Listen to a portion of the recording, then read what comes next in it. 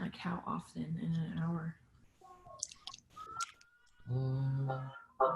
Couple times. Hey, ladies. Oh, hi. Hey, What's up, guys? everybody. Wait, and when you said it cracks out, it like It down? shuts down for like 30 seconds. Oh God. No. Hey, Well, everybody. hey, happy Thursday. I can't believe it's Thursday already. Lisa, Rachel, What Grace is Sawyer, life? Eliza's room without Eliza. I like how Grace gets her first and her last name. She's the only one. Grace Sawyer. It was one word, so there's no space. So I felt like I had to say it all without taking a breath. Hi, guys. You're all so cute. I love seeing your faces. Tiffany's the most excited. She won that round. She's like, yeah. I kind of feel like a Spice Girl today with my tube top on. Didn't I look like a Spice Girl today? You would be Sporty Spice if you were Spice Girl. Probably. Not that I know anything about Spice Girls. Yeah, you don't. No. The 90s are back. Jenna said, I made a comment on the Thursday post. Oh. I see. But I won't be available to speak until later. Oh, okay. I'll write that down. Cool. Jenna, if we get to your question, then we'll just call you and hope that you're on. Shannon's got her overalls on today. That's good. Erica's here. Hi, Erica. I love you. Yeah, where's Shannon? Baling some hay. Why is she automatically like a Southern girl baling hay? First thing that came to mind. I love it. Okay, cool. Oh, you had gum surgery yesterday? I used to be a dental assistant, and I have heard awful things about that, so I feel really sad for your mouth. I'm so sorry. Yuck. Ouch. Okay, let's jump in. Cool. And by let's, I mean... Oh, just so you guys know, Sammy and I have been so triggered by each other all day. We have no, not all so day. Triggered. Not all day, all month. Well, all month, but today was really bad. We're like in the thick of it in marriage right now, which is a really good thing because it means we both feel safe enough to actually process through pain. And so we can recognize it's good, but I feel pretty hopeless. Like it's always going to be this way. Welcome to our coaching call. We feel hopeless. I know. But they're like, what did I sign up for? the beauty of it is like working through it and fighting for connection and finding hope in the midst of it. Oh, yeah. Really? Yeah, if you guys ever think that health is about having it perfect and not having triggers and not feeling pain, that's not what it is. It's never going to happen. It's actually having access to love in the midst of your pain. Pain's going to happen. You know, like Sammy... And we won't go into the triggers, and I won't share anything about you. I won't share anything about your life. But Sammy and her triggers pulls back and creates space. When I am triggered, I withdraw from him, is what he's saying. Big time. So one of my biggest pain points that's surfacing is not just from marriage pain. There's a lot of pain for my mom that's surfacing. There's also pain from when I lost my virginity in Houston with a girl that drugged me, and I woke up the next day in bed with a girl that I didn't want anything to do with. And it's also surfacing a lot of pain from childhood around friendships. It's also surfacing a ton of pain for me with my abandonment and loneliness about my closest friends transitioning out of friendship with me in different seasons. So there's a lot of pain. There's a lot of pain coming up for me, and I feel so vulnerable. And we both do. And one of the things that we have been going after more and more in our triggers, especially like that it's a new layer in our marriage, that it's like the safest person that's the closest to you has the same amount of ability to be safe as they have the ability to to cause massive pain. And feel like a monster. And so when you feel alone, it feels like it's their fault. Yeah. Like that's what a trigger feels like, is it feels like it's their fault. When you have any kind of pain, you want to project it onto them. It feels like it's so convincing. And this is in marriage, this is in close relationships with anyone. It's the second that pain comes up, it's I'm going to find all of the reasons why you could possibly be the problem in this, when really like the process that we're both on and diving into way more than we ever have before is figuring out where in my childhood is this the story and the narrative and the pain that I had as a kid. And what we want to do in those moments is project it onto that person. But what we actually need to do is take radical ownership for, like for me, for the abandonment that I felt from my parents at a really young age, you know, and the aloneness that I felt. I felt so alone in my childhood from my parents and from my sisters excluding me from everything. So now in a moment when Spence is processing through pain and it feels like there's a lot of space or disconnection, it feels like I'm getting abandoned all over again. And the beauty of it really is that the safer that my heart feels, like the more safety I can create for myself, the deeper we get into marriage, the more connection we feel to God, our heart actually will allow us to surface these things. These things come up because they actually want to be liberated. The pain wants liberation. It wants to be heard, it wants to be felt, and it wants to be validated. So the gift of getting self-aware in this is like, if I can actually create enough safety in this and I can liberate this pain, it releases it. And I don't have to carry it as much as I have in my childhood and into my adult life. It's actually a gift to be shattered in a million pieces and be able to connect with love. If you can get to the place in your health journey where in the place where you're at your worst, that love exists and you're able to connect with love, you're able to invite love in, you're able to have tools to actually love the little girl that's screaming and crying that feels so neglected or alone or abandoned or worthless or not valuable. If you're able to make space for that little girl in you, if you're able to connect with God's love over that little girl, that's health. It's not the absence of pain. It's being able to actually connect with love when your heart needs it most. You know, and truly what you want in a relationship someday is to be able to cultivate in yourself the ability to be in shambles and still be loved.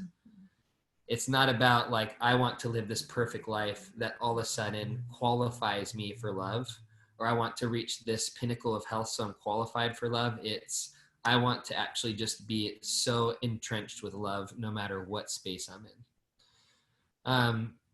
But anyways, let's start out. So if you guys like, why don't you go ahead and close your eyes, and I'll just pray, see what God's doing in the moment, and then we can jump into some questions and get to it.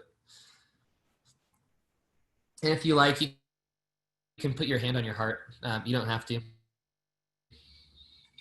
but you can. And God, we just invite you in to be Father, to be an emotional dad. I thank you, God, that you're not a concept. You're not logical. You're not only trapped in our logic. You're actually an emotional reason that Jesus came was to reveal.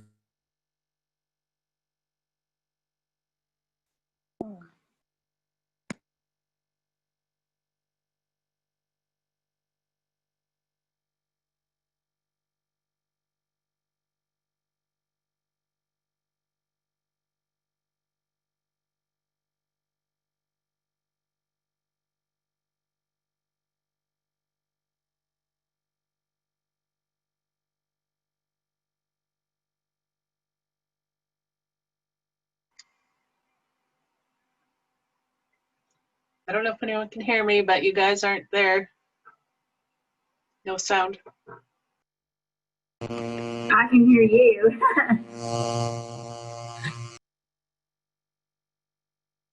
Yeah, I think we can hear each other. I think they disappeared somewhere.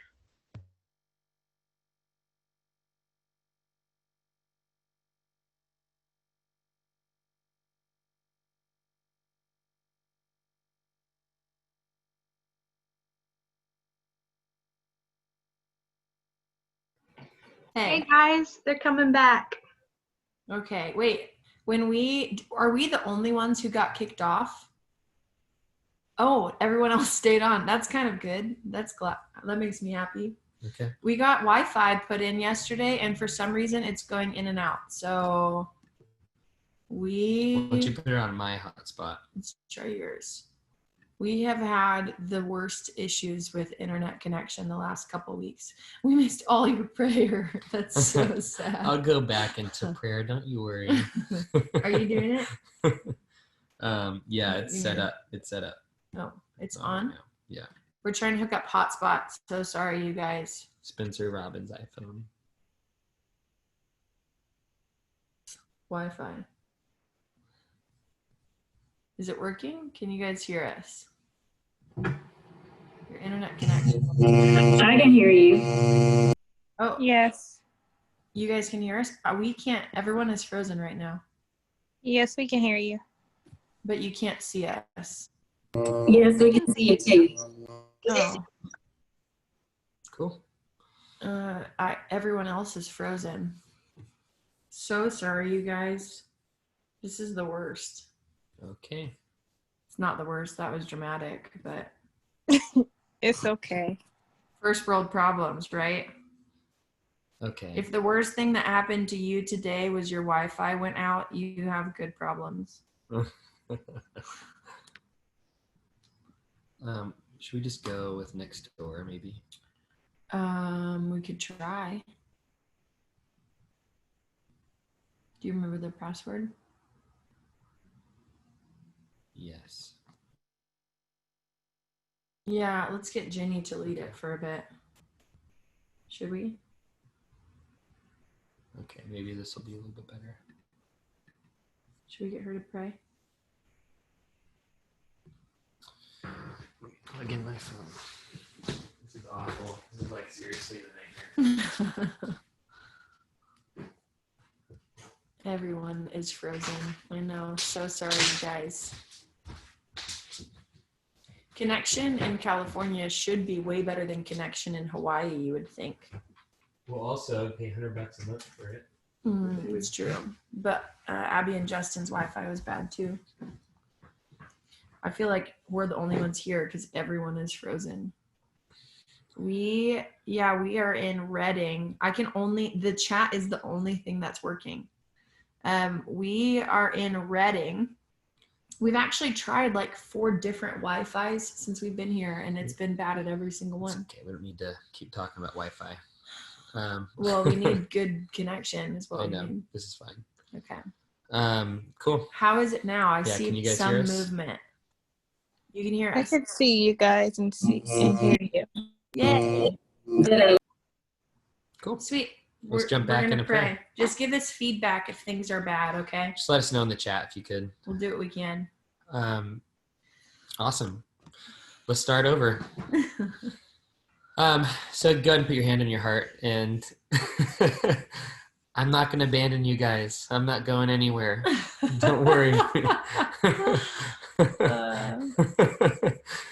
Just reassure your heart for a moment. He's not going anywhere. He's not going to leave you. God, we thank you that you actually don't go anywhere. You're so good. God, would you actually just come into every single lady's room right now and just cover them, just embrace them, just let them know that you're there. Would you just remind their hearts that you're so present, that you're a present dad?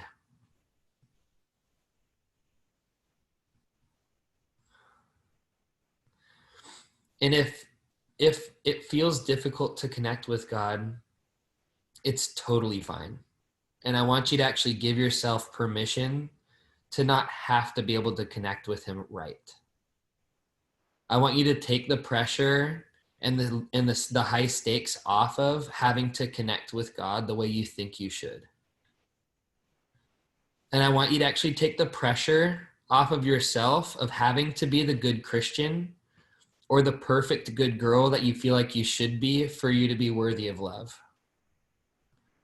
I want you to actually, just for a moment, give your heart permission to just be in whatever space it needs to be, just to hold on to the thought that there's a Father that exists that loves you regardless of where you're at, that it's not you that has to make sure that he is okay and taken care of. He's actually not a codependent God.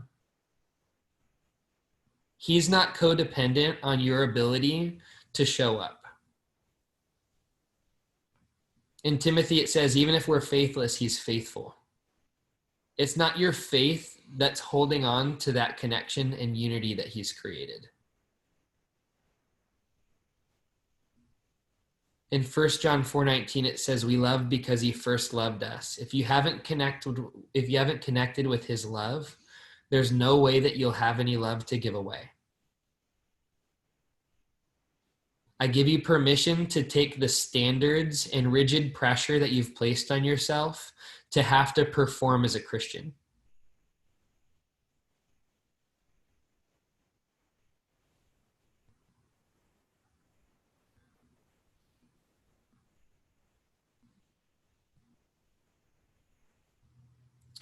And God, I just thank you that you're so tender, and loving and compassionate.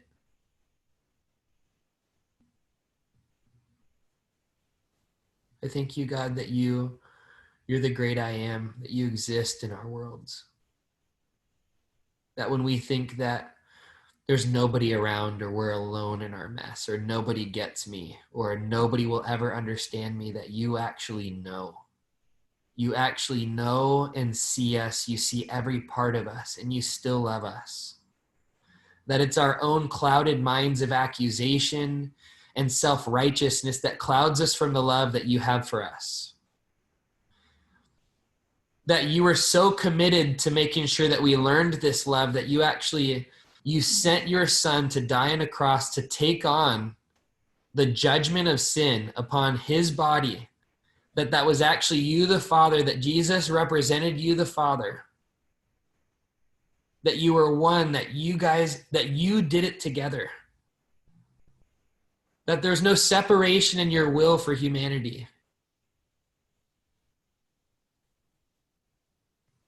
I thank you, Father, that we get to call you Dad. That we get to let go of our own ability to judge and be right and do it right. That Christianity is the removal of religion. That true trust in you is actually letting go of what we can do on our own. God, would you restore our hearts to you and help us understand how good and loving and graceful you are.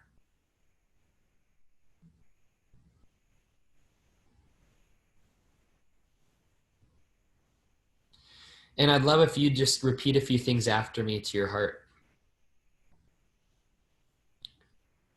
And just say, heart, I want to see you. I care that you've been in pain. I care that you've been shut down. I care that you felt disconnected. I care that you've medicated. You've been searching for safety.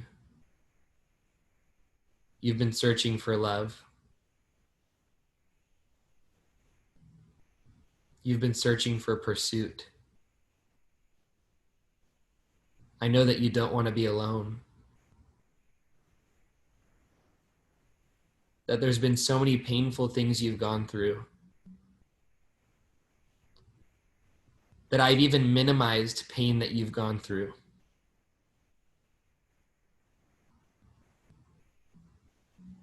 That I tried to put on a tough face and act like there was nothing wrong. And I dismissed you.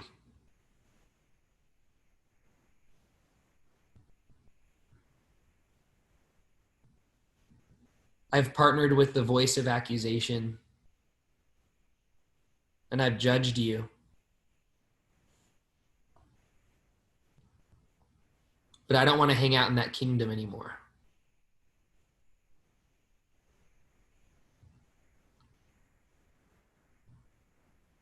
I want to learn to partner with the Father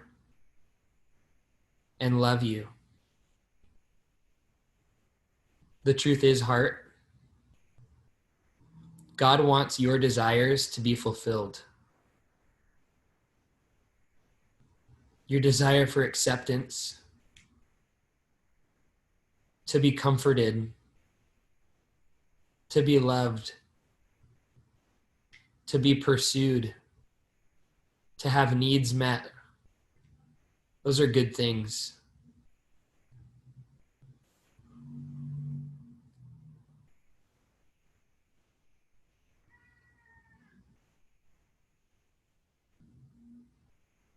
I just want you to see, I want you to see God the Father, or if you want to picture a really, really loving, safe adult man that you've known in your life, a safe representation of masculinity. I want you to see either God the Father or that person that has represented masculine love just hugging you.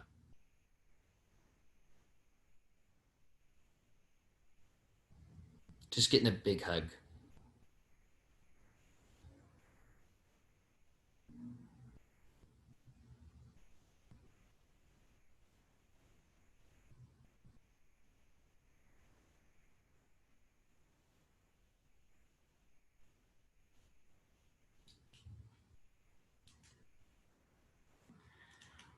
And whenever you're ready, you can open your eyes. Do we need to do any housekeeping today?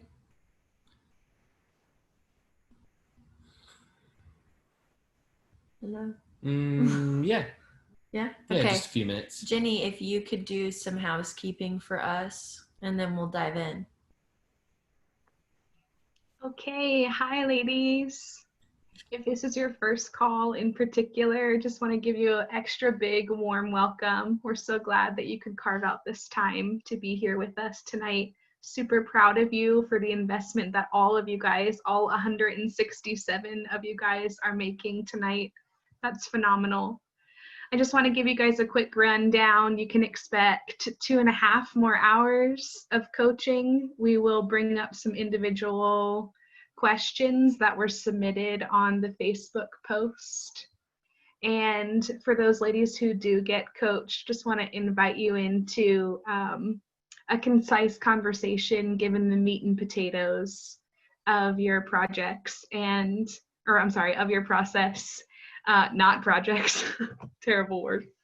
Yeah, just inviting us into your process. And we're so grateful that you're trusting us with that space. And for the rest of you ladies who may or may not get spoken to directly, I just want to invite you into a place to receive. Super expectant for God to come in and for his name to be glorified here on this call. And so you can have access to that.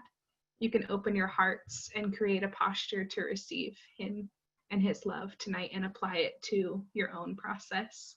We love you. We're so glad that you're here. Hope you guys enjoy the call. Thank you, Jenny. We love Jenny. Who loves Jenny? Give her some love if she's changed your life yet. Yay. Cool. Okay, we're going to dive in. And if you guys, I don't want to forget about it. If you guys haven't seen the poll that I posted in the Facebook group today, because we're talking about changing times.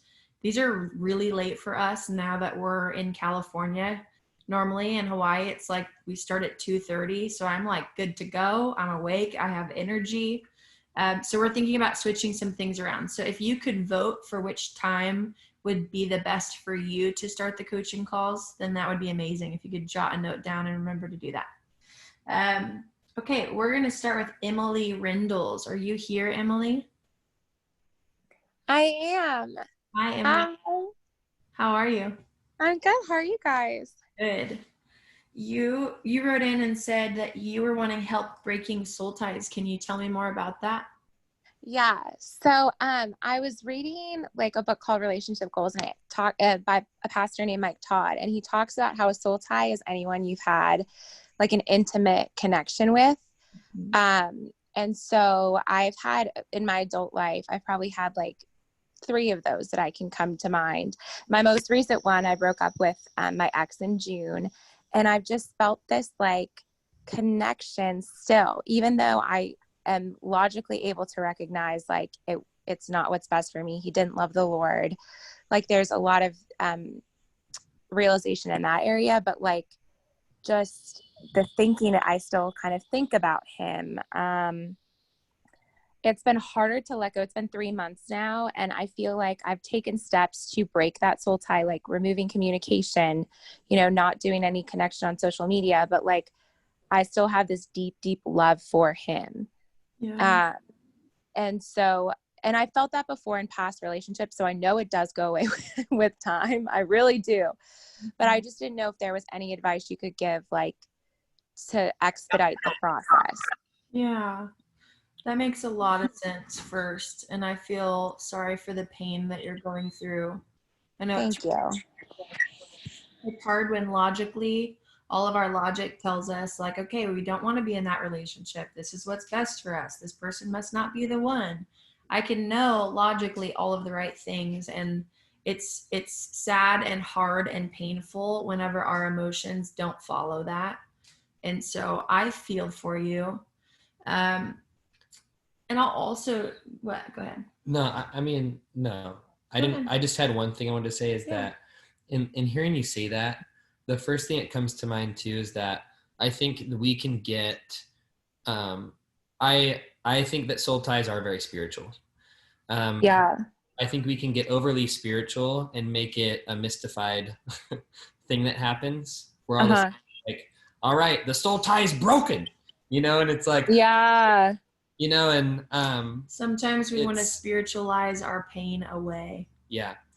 I've noticed like if you take this situation and you apply it to the death of a family member or a loved one or somebody that you care about, you don't just have a one and done moment where all of a sudden the pain's gone, the connection is done, your heart is removed from it. That's disassociation, and that's right. It's not helpful. So like one of the things that I just want to say in the beginning is like you have time and space for you to figure this out, and there's not a right way to do this like some people have written in books. Yeah. Thank you. And June is really recent too. Doesn't it feel like that? Like I feel like this quarantine time is like something else. Like it's not real time right now what's happening. If this were 5 years ago, June would still be really recent.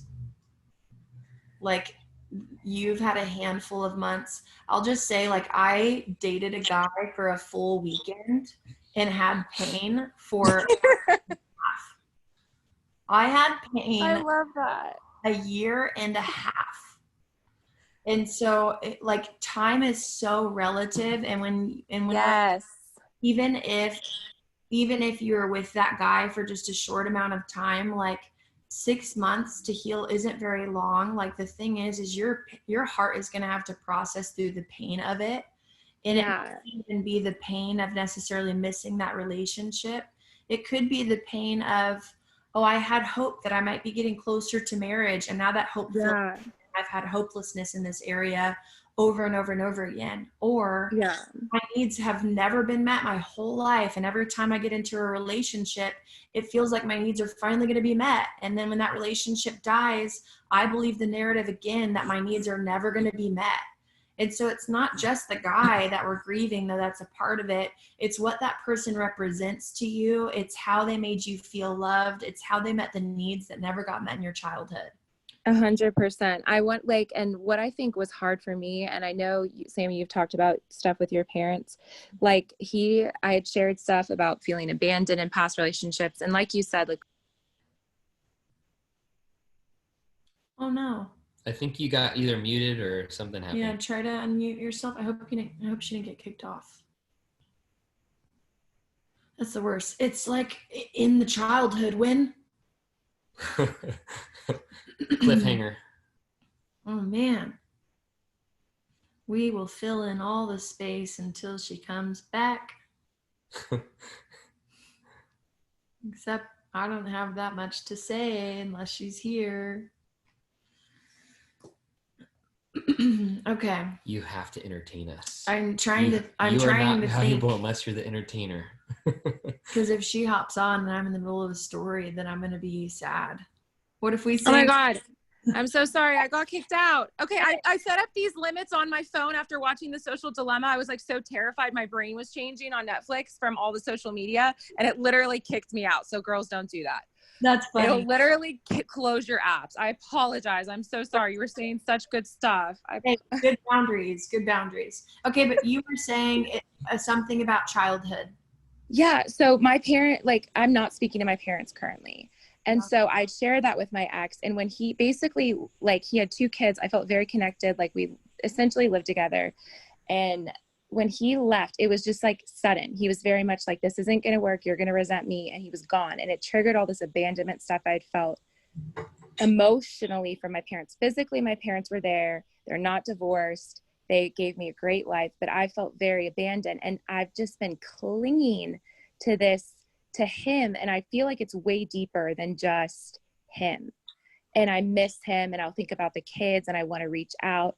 And I don't want to do that with my own parents. Mm-hmm. And I don't know if you felt that in relationships where maybe it's like misplaced, like, I don't know. It just, and I get the whole, like, yes, you should go to God. And I've been doing that and clinging to God through all of this, but there's still just this, it feels like a soul tie. Yeah. Oh yeah. Well, do you mind if I? One thing that I would love first is for you to be really kind to yourself about this, because I can hear you wanting to fix this and get rid of it. Right. Yeah. And I'm the same type of person, so I got it down. But this is one of those things where we go, if I can just fix this, I can be a good girl, and then I can get the love that I'm hoping for, and I won't be alone again. And if I can just get this down, I won't feel the pain that I'm in. And so all of my ammunition is to get this thing fixed, and it's a method of control, and it's all to prevent pain when it Absolutely. and so be kind to yourself, because if you're let's say, for instance, you felt abandoned as a little girl, like you said you did, and for years you felt like so alone, and there's not going to be anybody there when you're in pain, and all of a sudden this guy comes along and you feel like that is soothed for a season. You're like, oh my gosh, I don't have to be alone. There's something this man carries that I feel not alone. And then all of a sudden that's stripped away from you. We can go, oh, but you should have gone to God with that. But that's not the way you want to go about it anyways. It's just, what it points to is that your heart was misplacing something in a source that couldn't be that for you long term. And you're feeling the consequences, like it's painful to go, wow, that felt safe. And then all of a sudden that safety was stripped away from me. But your heart was still just looking for safety. Your heart still was looking for something that this man represented, like Sammy was talking about. He represented something. But that's also important in the grieving process too, when you're breaking soul ties, because you get to go, I'm not going to shame what he met. I'm not going to shame the needs that he met. I'm not going to shame myself for feeling, for my soul actually feeling safe in a place where it goes, I can make you my source for a little bit. Going, I actually have to grieve the fact that he couldn't be that for me. And the way that he ended things shows me that he couldn't be that for me. And that's really sad. And I want to hit it from a different angle too, because what you said is that you have pain from your childhood of abandonment. And it sounds like when you're with him, you probably didn't feel alone anymore. Yeah, I spent my holidays with him, this like Thanksgiving, Christmas, Easter, that I should have been spending with my parents. The relationship really has only taken a turn in the past few years, for me making boundaries, and they won't do counseling. And so I've made, thanks to you guys, honestly, I've made some clear boundaries, and they don't really like it. So yeah, I put a lot of my family became Kev and his kids. And for that to be gone, I'm like, okay, now I have no family again. Yeah. And even if you were really close with your parents, to this day and they honored everything that you wanted and needed, you would probably still have that pain of abandonment from your childhood that wouldn't be healed or fixed. So like, it makes it worse and more painful now that you don't have a relationship with them, now that you're not getting that connection. But what the picture that I want to paint for you is you recognizing what I really want for you is for you to unspiritualize the soul tie and recognize, oh, this is just abandonment. And this is so painful because not having him triggers my deep loneliness that I felt my entire life. And when it comes down to it, there's a little girl in you. Emily now knows better. Emily now probably has friends. Emily now probably doesn't feel the pain of abandonment very often. She probably doesn't feel that deep sense of loneliness very often. And maybe I'm just talking for me. No, 100%. I was disassociated from my abandonment that I didn't even feel it. I didn't feel pain of rejection. I didn't feel my loneliness. I'm an introvert. I like being alone. I didn't the same way. Relationships. I felt fine. But the little girl in me, as I allow myself to get triggered and actually navigate through what's coming up in me, has been really deeply alone for a really long time. And even if I have all these things in place in my life that would tell me I'm not alone, that little girl still needs healing. And so a moment like this, like what I really want for you is to connect with compassion for yourself. That little Emily has a deep sense of aloneness and abandonment that she went through that's really getting triggered right now because the only person that she had close in her world is gone now. And that's first going to take a time. I don't want to say a lot of time. I don't know how long it'll take. It's going to take time. And at the same time, that little girl needs so much connection with you right now. She needs so much connection with God. She needs to be, actually would love for you to close your eyes.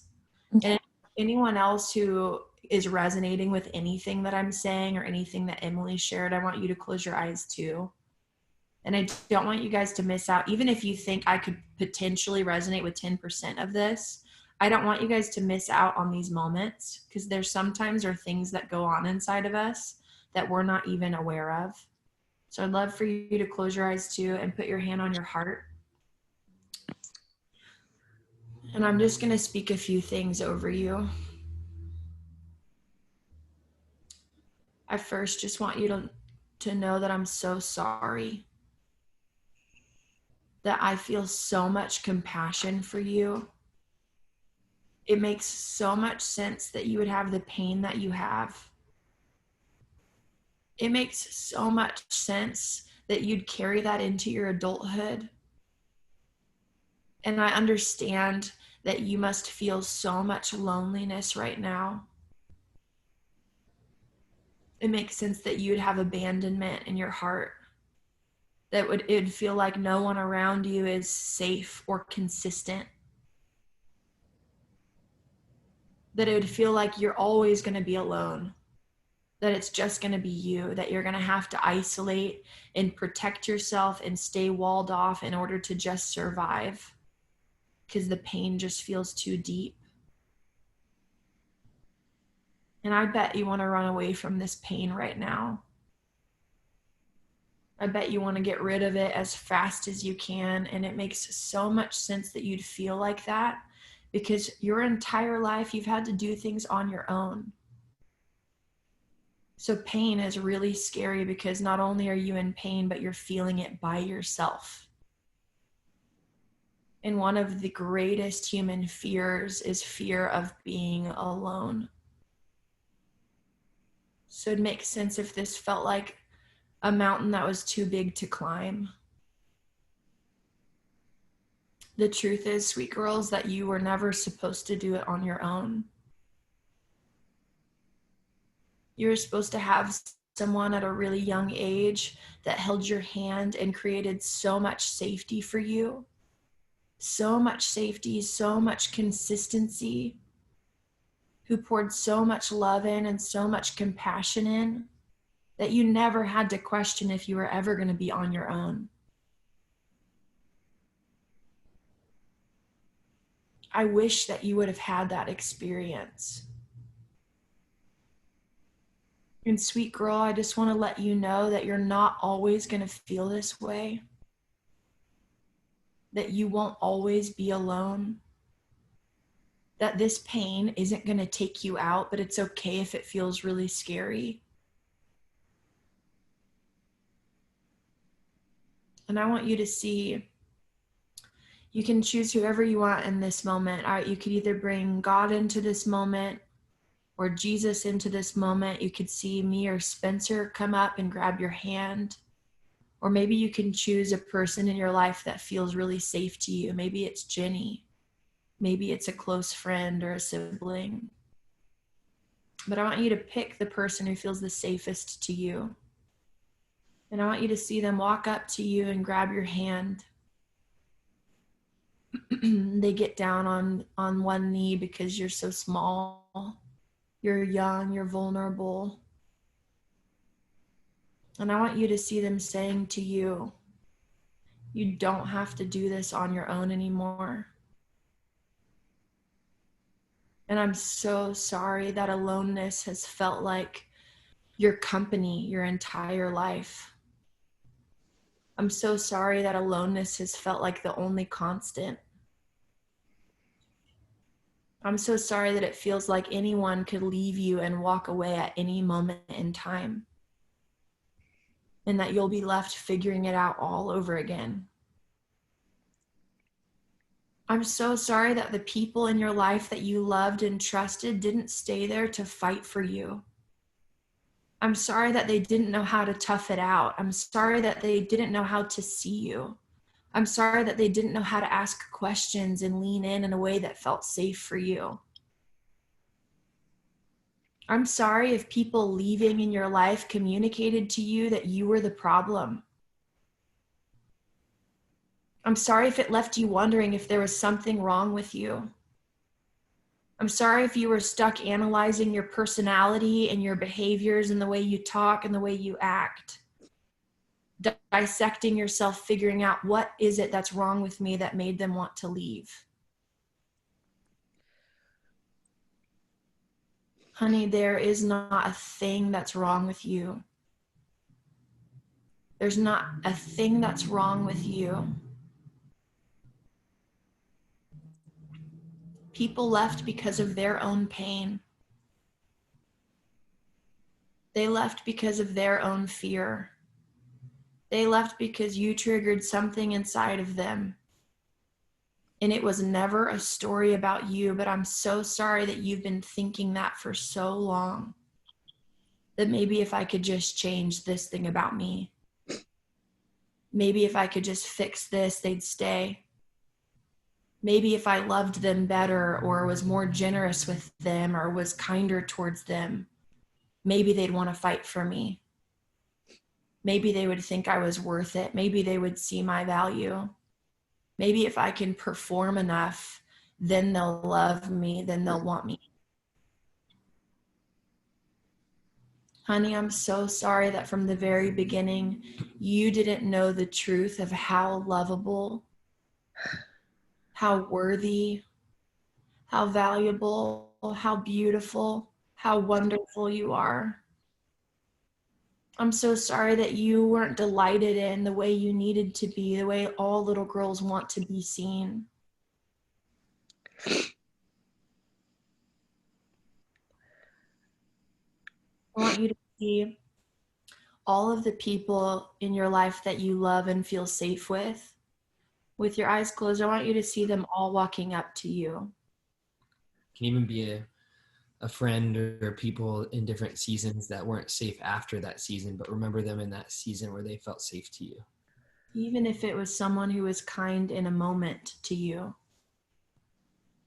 Sometimes what we want to do is we want to remove the good that someone brought into our life because of a moment of pain. So I want you to look for the good, like Spence was saying, and I want you to see those people walk up to you and surround you.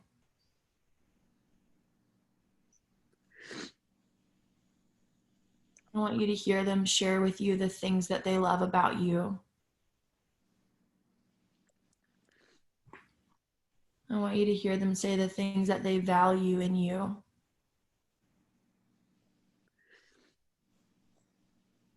And I want you to feel love pouring over you right now. While you're in this moment, you could even ask each person, what do you like about me? What is the good that you see in me?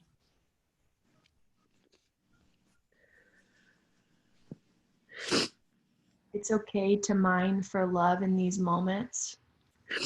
We have pain because our heart didn't get love in these areas. And the thing is we were designed for love. God didn't create us for pain. He created us for love. He created us to be magnets for his love. So it's actually beautiful and powerful if you mine for love in these moments. And Emily, I want to hear from you. Who are the people that came up to you and what did they share with you? I saw, so it's funny that this was what you did because my birthday was this past weekend and I had my friends make me a little booklet that said 30 things we love about you because I turned 30. And so I was just picturing them saying some of the things that they said this past weekend, which was really nice to hear. I'm just blessed with friends that are so loving and good and supportive. But it's weird because there was a part of me that saw, because when you were talking about someone in your past who caused you pain, I did think of my ex because, you know, he has all his own issues and he treated me very, very well. And I think I've shared that even in the group before. Like, I met him shortly after I joined the program and he was so good to me. He just had his own issues. And I just, in that moment, I know he was just saying things that he loved about me too, that I know that hasn't changed even though the things the way they are now. Yeah. And it's hard because, you know, I think I cling because I've lost a lot of people I've trusted and poured my heart into, that I cling to those people. Yeah. And so letting the people who do love me be enough to outweigh the people who leave. Do you know what I mean? Yeah. It's a huge task. It's a lot. And I realize I'm still doing the work that I started in October last year. It'll be a year. And you think you fix all that stuff, right? And I wish. You don't really fix it. Seen our day today. The deeper you go, what I want to just share with you is the deeper that you go on this journey, the more you can recognize first that it is ever continuing. The braver your heart feels, the more aware you are, the more connected to God and love you are, the more your emotions are like, oh, we finally have space to come out. We've been bottled up in here for 20 freaking years. Yeah. We want to be released. But also, if you can identify, like if you got any takeaway from today, Yeah. I would love for you to really hold close. Okay, I want to make this current breakup the problem, and I want to do everything I can to fix it and cut my soul ties and do all of that stuff. But what it really is there's a little girl in me that has a pain of abandonment from her childhood that needs to know that she's not alone. Mm-hmm. She might need on a continual basis for her friends that love her and are committed to her to remind her that she's loved. She might need to spend time on a daily basis connecting with God and asking God, are you ever going to leave me? Are you going to leave me? Are you with me today? Do you care about me? What do you love about me? Because with the abandonment comes beliefs about ourselves. There could be an abandonment belief of like, everyone's going to leave me or no one's going to stay. Mm-hmm. But a lot of times it's like, for me, it was, I must not be wanted. Because if people wanted me, they wouldn't leave. That's how I have felt. Exactly that. Yeah. That girl needs a lot of love and comfort from you and from God and from safe people in this season. If she needs 10 years of it, then let her Yeah. have 10 years of you spending time with her when she's triggered. She doesn't need to be fixed. Little kids don't need Mhm. to be fixed. They need comfort and they need love and they need validation. Like, have you ever seen a little kid fall and scrape their knee? All the time at recess duty. I teach 5th grade. Okay. Do they make eye contact with you to figure out if they're okay or not? Yeah. So They do. I don't know about 10-year-olds, but I know when I watch like little kids that are like 1, 2, and 3, They fall down there Yeah. like, they look because they're like, Yeah. are you scared for me? Because if you freak out, I'm going to freak out right now. 100%. I 100%. And so Yeah. in those moments, like you're a little girl that has a boo-boo who's like, oh, am I going to be okay right now? Am I going to be okay? And Yeah. if in that moment, like a mom looks at her kid and she is not very reactive, but she's like, you're okay. Come here. You want a hug? You want me to hold you Yeah. right now, kiss your boo-boo? If you love and comfort that little kid, they forgot about their boo-boo. Boo-boo's long gone. Yeah, no, it's true. And doing it for myself is what's hard, because what you're describing of the person to look to, I feel like I'm the oldest in my family. I feel like that's what people do to me. And being a teacher, people look to me a lot. Yeah. And so I've always felt, even as a little kid, like I have to keep it together. Like Totally. no one else will. Like I can't really look to my parents for emotionally what I need. Like when I remember distinct time scraping my elbow, my dad pulling me out, not letting me leave the game because I was a crybaby, and I still have the scar. But I remember that and feeling like you can't cry, you have to be strong. You're the oldest. Oh, I feel so sad for you in that. And I'm the only girl. So I was literally, thank God my brothers are who they are and I love them and they were part of the people I pictured. I'm so blessed with them. But I don't look to when you just say talking about meeting the little girl in me, I just feel like there's still a part of her where it's just like, that's still me in so many ways, even though I'm 30, like still the like pressures I feel. It's kind of like what little girl? Yeah, that's exactly how it feels. Yeah. She needs space to be able to get to be a kid again. Like that's what I'm doing in this season. I was the baby, but my life was so chaotic and everyone was so unstable that literally at age 4 years old, I decided I'm going to take care of everyone else because I don't trust anyone to take care of me. 4 years old. That's crazy. And so I missed out on pretty much all of my childhood. So in this season, I'm going back and I'm letting myself be a mushy kid. I have a friend who holds me like 4 days a week while I love that. while I cry. I cried for an hour before we started this call, you guys. I don't know how my makeup looks this good. I just wept. You look like you're glowing. The tears made you glow. They So if you need a season or the next 10 years to figure out, like, I want you to go on the journey. What does it look like to let myself be a kid and to let myself be small and to just feel me? I love that. Being a kid. Yeah. Does it ever feel like irresponsible because you were so responsible? Do you ever feel like guilt with that? I feel shame letting someone else take care of me. I feel that too. I hate it. And I don't listen to it. I think irresponsible is a word that it takes the place of shame in our language because our 100%. 100%. It's definitely shame based. Yeah.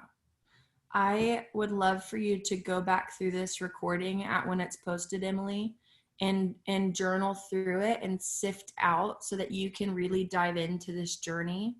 Because, oh my gosh, that'd be great. Yeah, I would love for you to be intentional with it because I gave you a few different homework points and I would love for you to give little Emily what she needs in this, okay? Thank you. You guys are just such a blessing. I really want you to know that. I mean, you hit it dead on, and I had felt the Holy Spirit from the tip of my head to my toes. So thank you for everything that you guys do. You're so welcome. Thanks for sharing with us. It means so much. Thank you. Love you, girl. And just a secret for everybody else too, and for you, Emily, is that Holy Spirit really does everything. Yeah. Like, yes, we have a lot of tools that we share, but really the good stuff that happens is when God shows up for you. and we're just saying whatever language that we know, and then love shows up in your world and you're like, oh my gosh, there's a lot of healing happening, and it must be because they said something good, but it's not. It's because God's so involved. Anything that has love on it is God. Like it's all over scripture.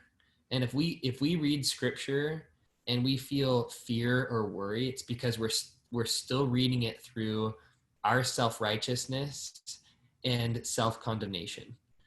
And when we let go of those things, we can actually read it with faith and with love. It's good, babe. Okay, Lindsay Pepin, where my girl at? Hi, Lindsay. You were saying you feel shame and dirty pain when family and friends get married, has a baby, or achieves a life goal. Tell us about it. Ooh, just got a little nervous. Yeah, so this has been happening for a while where, so whenever one of my friends gets married, or like family members, or like they just like achieve like kind of a life goal, like have a baby or buy a house, I don't know, like I just want to be happy for them. Yeah. But instead I feel like jealous or just like almost like a value statement about me, like I'm just failing. And does that make sense? Totally. Yeah. I still feel that. I want to ask it in a different way, like, because I think you hit the nail on the head with saying it feels like you're failing. I'd love to hear, like, what does it say about you, and what do you believe about yourself in those moments? It makes me, I grew up like, I guess I was rewatching some of your coaching calls, and I grew up in kind of like a high performance type situation. And I really relate to your story, Spencer, with like, I was praised when I did good and I was punished when I did bad. So I think it just makes me feel like I'm not doing what I'm supposed to be doing. Yeah, that's sad. I love connected to your pain you are. And it just makes me feel like specifically, like maybe my parents are disappointed. Yeah. That makes sense.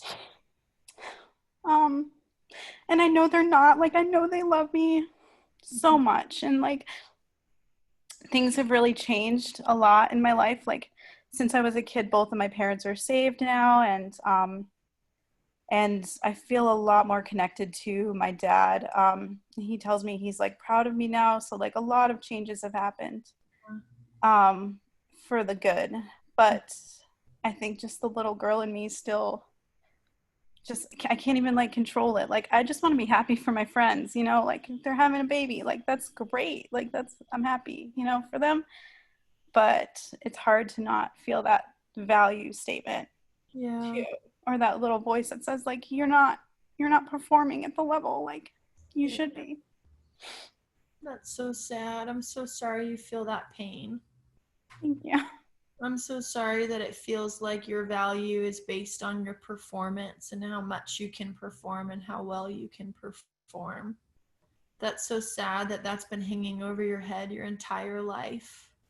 I feel so sad that even though Lindsay now can look at her parents and your circumstance and recognize that things are different, so sorry that that pain still feels daunting and like the way that you function.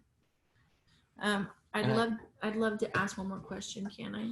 Well, I just imagine that it would make everything that you enjoy doing feel high stakes. It would make every friend situation that much more high stakes. It would steal the fun and the joy out of so many life-giving things in your world too.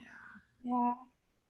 I also feel like a lot of friends just kind of abandon me once they get married and start doing these things. Like, I feel like I've just lost so many friends. Yeah. And I'm older now, so I don't have as many single friends. So it's just, yeah.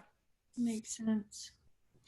Lindsay, whenever you wouldn't perform or didn't perform well, what would happen? Like, what was the consequence, and what exactly would your parents do?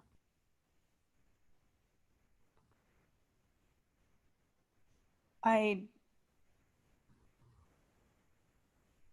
just tried to avoid not performing well my entire childhood. Yeah. My parents are both music teachers too. I think I've mentioned this. Mhm. And so I was a big music performer too as well. Yeah. And I was like singing and on stage from like, I don't know, really, really young, like 5 probably. Yeah. So yeah. I actually do remember, did something happen with the way that your dad reacted to you when you hit a wrong note? Was that you? I don't think that was me. No.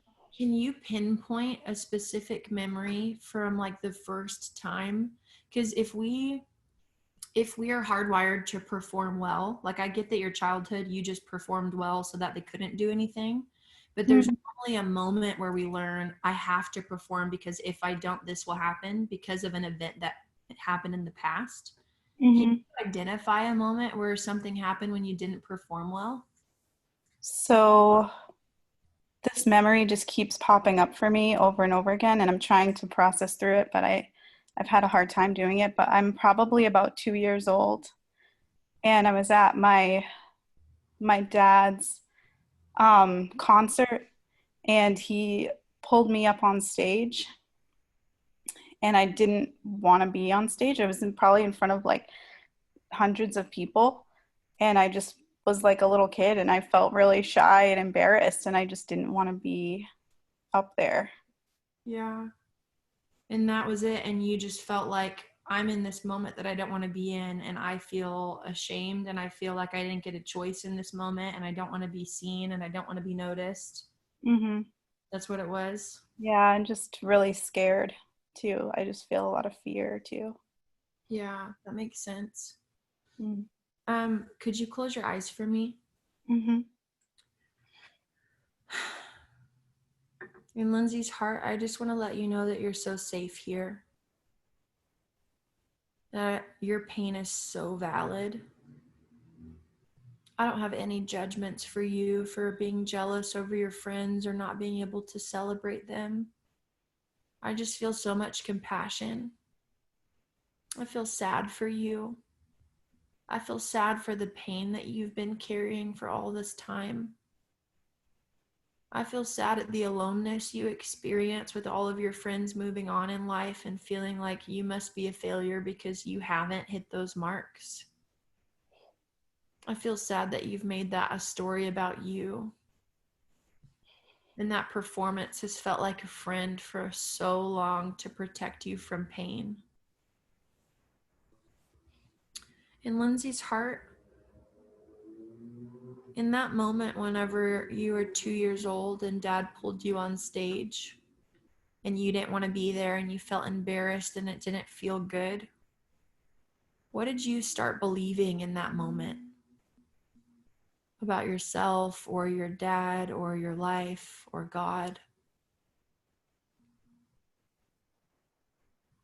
I just feel like kind of exposed, or like just that they're all gonna like laugh at me or reject me.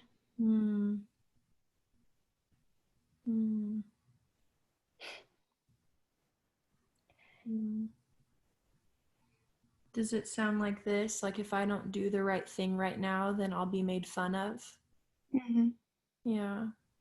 Is there anything else that comes up in this moment? Just feel like I have to put on like a happy face, otherwise I can't. Otherwise, like, I don't want people to see me fail or the pain. That makes sense. And were you afraid of Dad responding a certain way or treating you a certain way or believing anything specific about you after that moment if you did it wrong? Just feel like if I didn't go up there with him, like he wouldn't love me as much. Maybe.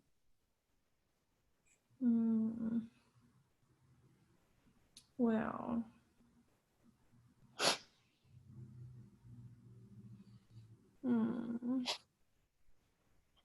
yeah, it feels really deep. That makes a lot of sense that it's connected to that pain.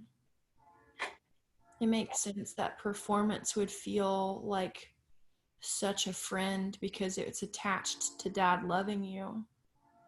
That in a moment, if you don't show up the right way, that all of Dad's love would be withdrawn.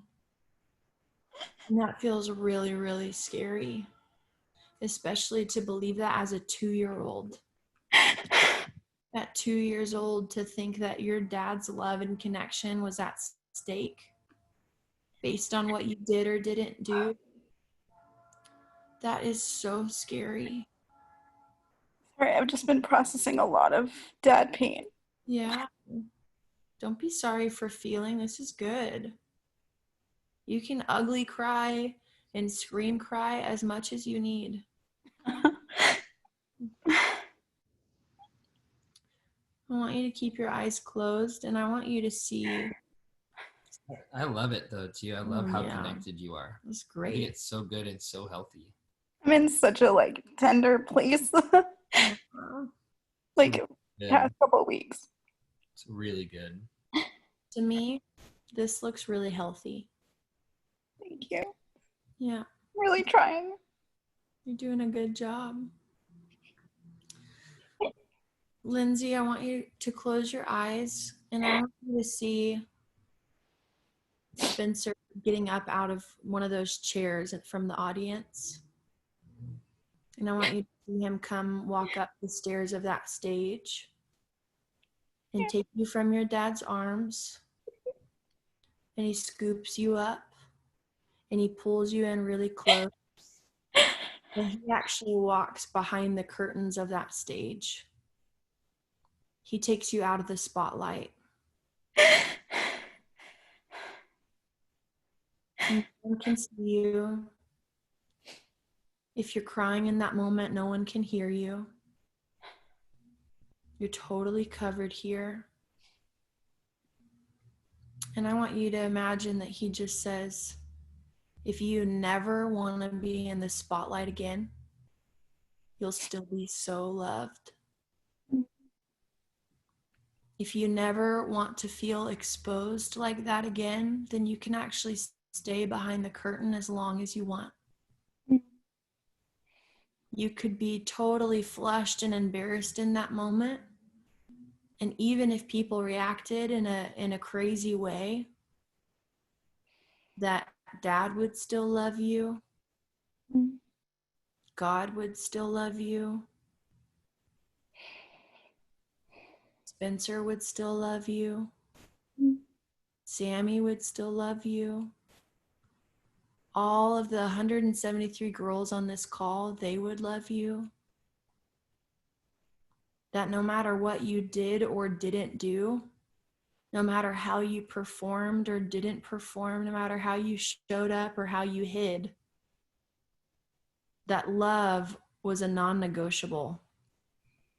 Love being removed is not even on the table. Your lovability measure will never change. Your value and your worth in this area, who you are, just being loved as Lindsay, just being loved by God, that will never, ever, ever, ever be up for debate. It'll never be taken away from you. And I want you to see your dad come behind that curtain.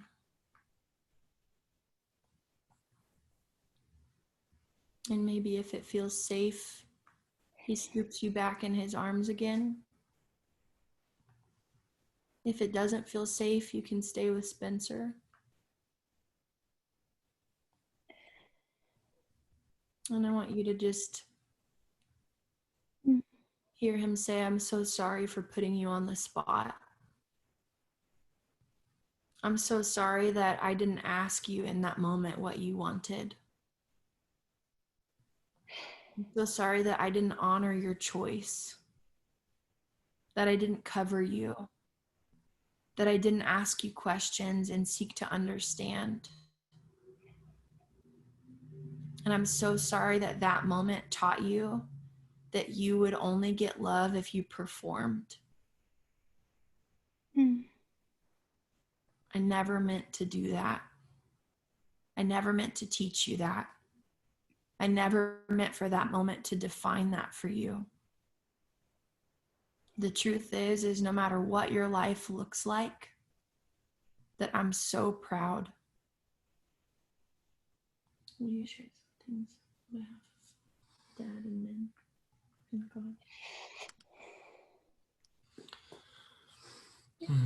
It's hard because I feel like my dad just doesn't want to leave the front of the stage. Like, I just feel like he'd rather entertain the crowd than. Well, Yeah, and the truth is just with your dad and with performance, he can't leave because that's his prison. That's the prison that he's trapped in. yeah. And it is sad. Makes me sad for him. And that's really good. That's a really good emotion to feel for your dad too, because it lets you know that he's missing out on something. And it lets you know that you're connected to compassion. Yeah. I actually don't have anything else I want to walk you through. I feel like I feel like there is an invitation for you to keep going with this. And that's actually a place that you can go back to. You know, your Lindsay is going to need time and space.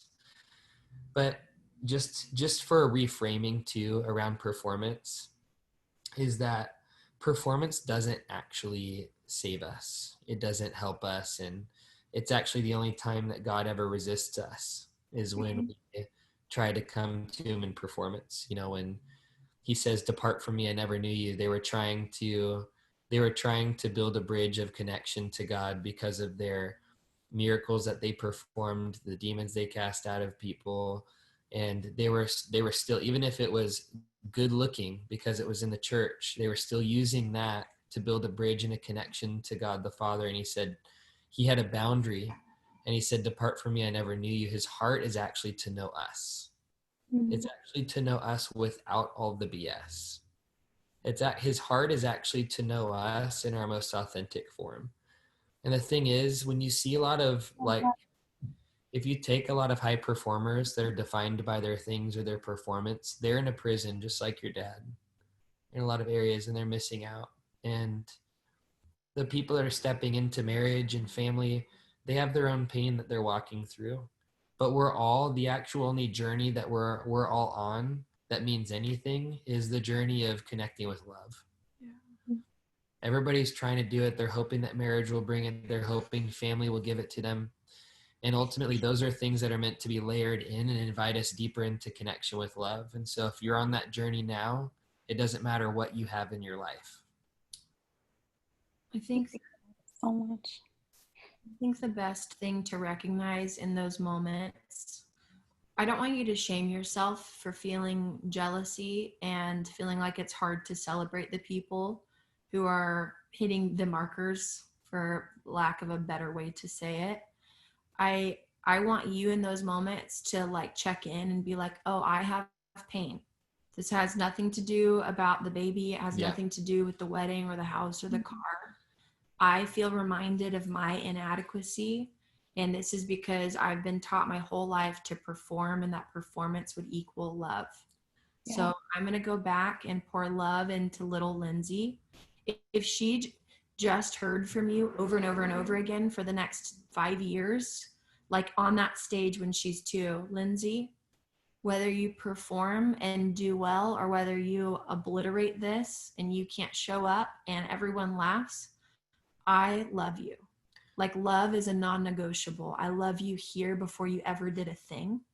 I think if that little girl got love poured into that spot over and over again, you'd be able to look up after you got enough love and be like, I actually feel excited that they had a baby and it's not a story about me anymore. But that pain just points to a deficit in your heart. And so it's actually a really good invitation to learn how to get your needs met. I want you to write this down, Lindsay. I want everybody to write this down. When you're triggered, it doesn't have to be a shocking trigger. It can be all of a sudden I feel shut down. All of a sudden I want to run away from this. All of a sudden I want to fight. You know, it could be like you just feel emotions all of a sudden that are not you feeling connected and loving. And if that is something that you don't feel often, it's probably because you're in a lot of pain all the time. But and so that's why we're in this process, you know, and so let yourself be there. But with a trigger is going, what am I feeling? So first going, I'm triggered. So number one, I'm triggered. Second one is, what am I feeling? Third one is, why am I feeling that? So what's the first time that I started feeling that? What's the memory? What's the belief that that's connected to? What's the time of my life that really started? In what relationship did that begin? Was that with mom or dad that I first started feeling that? So you're like, I'm at some celebration, and I see my friends are celebrating their engagement, for instance. All of a sudden I feel inadequate. And so when did I first start feeling inadequate? When did that first start? It's tracing back, like, at what season, what moment. And then the fourth one is bring compassion to that little girl. Bring compassion and love. And then with close friends that you want connection, clean up and connection.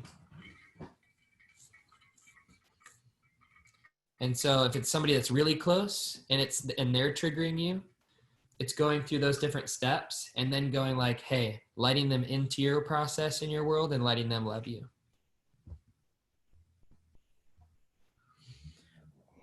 Five, please explain five. Five. No, it's no. Clean up and connection. So it only really matters if you're inviting a close person into that area, or if you being triggered affected somebody. And so, like, let's say that I got triggered and all of a sudden I just ran away from you. Like, what if you left the party? You know, and they're like, man, that really felt awful. I really wanted Lindsay to be there. You go up and you let them know, like, hey, your success in this area and you having this awesome celebration triggered me. And I started feeling inadequate. I'm so sorry. And I needed to go love on little me because I felt like a little girl that was alone, that was never going to get love. Can you guys hear with the train blowing the horn in the background? You can? Okay. It's so loud. Cool. And so you share that with him and you're like, and so I'm sorry I left, but I really care about this thing that you had. I really care about this thing in your life and it matters to me. I'm sorry I left earlier. Oh, thank you. I didn't tell you I'm sorry I left. I'm actually manipulating Sammy by sharing this right now so that she gives me what I was hoping for. I didn't apologize really. for leaving. I give myself the freedom to leave when I need to. See, really, I teach you guys stuff so that Sammy will do that for me so that I don't feel as much pain. Not really. You're fired. I'm firing you. This is your company. I started it. You're fired. Does that make sense? Is that helpful? Like, yeah. That just like a little bit of a like, okay, process. What I'm triggered. What am I feeling? Why am I feeling it? Compassion, clean up. I love it. Thank you guys. I want to hear from you now. How are you doing? For me, I feel good. I do. I really do. Thank you so much. So helpful. I'm going to go back to that moment and just try to give myself love and compassion in that whenever I start to feel these triggers come up. And you know what? It's funny. It's like I've been doing this work for a while now, so I feel like I should know, like, oh, duh, you were just getting triggered, Lindsay. But yeah, it was just one big giant trigger. I don't ever fully know. And Yeah. when we are triggered, we get our amygdala gets hijacked. So like you cannot focus, like you cannot operate from your rational, logical brain. Yeah. Like let go of all your performance because it's like, oh, cool. I'm a successful adult. I am a successful adult who teaches women about their emotions so they can have healthy, thriving relationships. And today my amygdala got hijacked. I went into an emotional flashback from my childhood, left my husband here without a car, and cried for an hour. Oh. It doesn't matter how much you know. In a second, the playing field gets leveled because you still have a little girl in you that will never know better until she gets all the love she needs. And the worst is when we can weaponize a bunch of self-talk or self-help talk and be like, use all this language that we know from that's head knowledge in moments when it's like, no, we're actually a couple little kids that are just freaking mad. Even like the shame language of I should know better. I threw that out a while ago because it doesn't work. It's not helpful. Well, thank you guys. I love your vulnerability. Thanks. This is so hard for me to, like, it's taken me so long to just even be on the call and like talk about my stuff because of that exposure thing. Makes sense. I understand now. But I love this, and I love that you cried like a second into the call because I was like, whoa, she's really connected to her emotions now. And I know that you shoved that stuff for a long time. And so this to me feels like health. This feels really good. And I love how open you are. And I love your humility in it. And I love that you're showing up. And I just feel really proud of you. Thanks, guys. Love you. You're really lovable. Thank you. I would love to check in just with everybody. What's been something that's impacted you so far? Lisa said she's already tired. Julie. Lisa, you don't have to be here. Go to bed, girl. These are long calls. And it's late. We're changing the time because it's late. So you guys aren't forced to be here. Go take a nap. Life's never going to be perfect. True. The 5 steps. Naps don't happen. I don't like naps. I love this. So good. Don't change the time. I'm sorry. We might have to. We're working on it. Attaching love to performance. Letting go of guilt for still having feelings for my last guy. Oh, Nicole, that's so sad. Oh my goodness. That's so sad. That's a lot of trauma right there. That's literally hell for a child. It's abuse is what it is. I feel so sad reading that. I'm so sorry that happened to you. It's helpful identifying those moments though, because we're like, oh, no wonder I have all of this pain. You need to go back into that memory and let God come crashing through that bathroom door and spend time with you and maybe read some stories with like a light or a candle or something with you. Like let him love you in that bathroom so that doesn't feel like a scary place anymore. Selena quoted, I must not be enough or else people won't leave. So good. Throwing away, I should know better. Yeah, get rid of that. That's a bunch of BS. Also, hi, Eliza. Anytime I say I should, I know that I'm in shame. Oh, hi, Eliza. we met her a couple weeks ago. We did a workout with her. She's a beast. You are a beast. It's so fun. We've met like probably 15 of you guys, some at just like different random places when we're traveling, and it's so fun. So good. Cool. I want to share a little bit about triggers and emotional flashbacks, and then I want us to hop out into breakout rooms, and then we'll go through a couple questions after that. Recognizing when we're triggered is really, really helpful and important.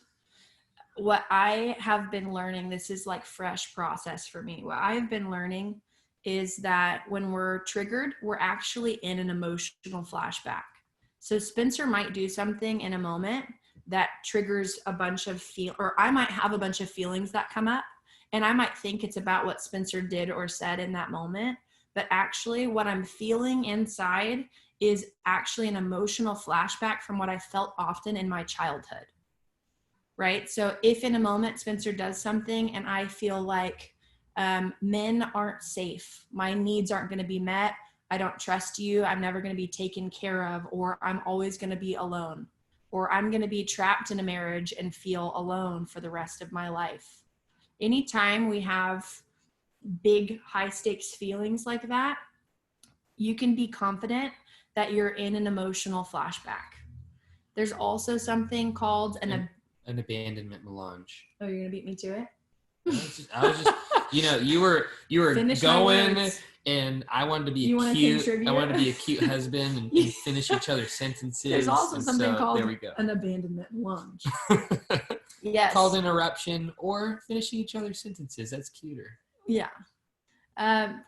There's also something called an abandonment melange. And what an abandonment melange is it's actually emotional flashbacks that happen consistently or consecutively.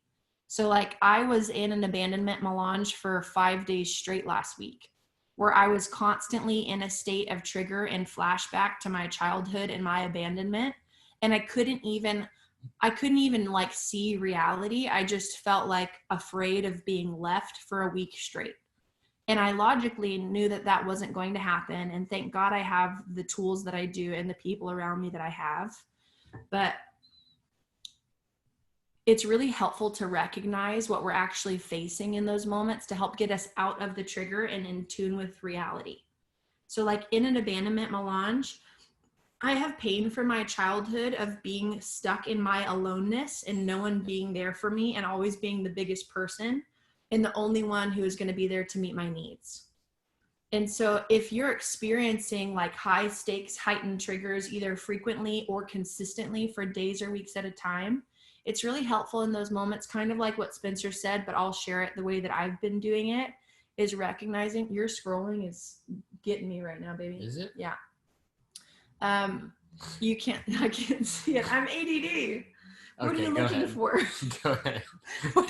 What are you searching for?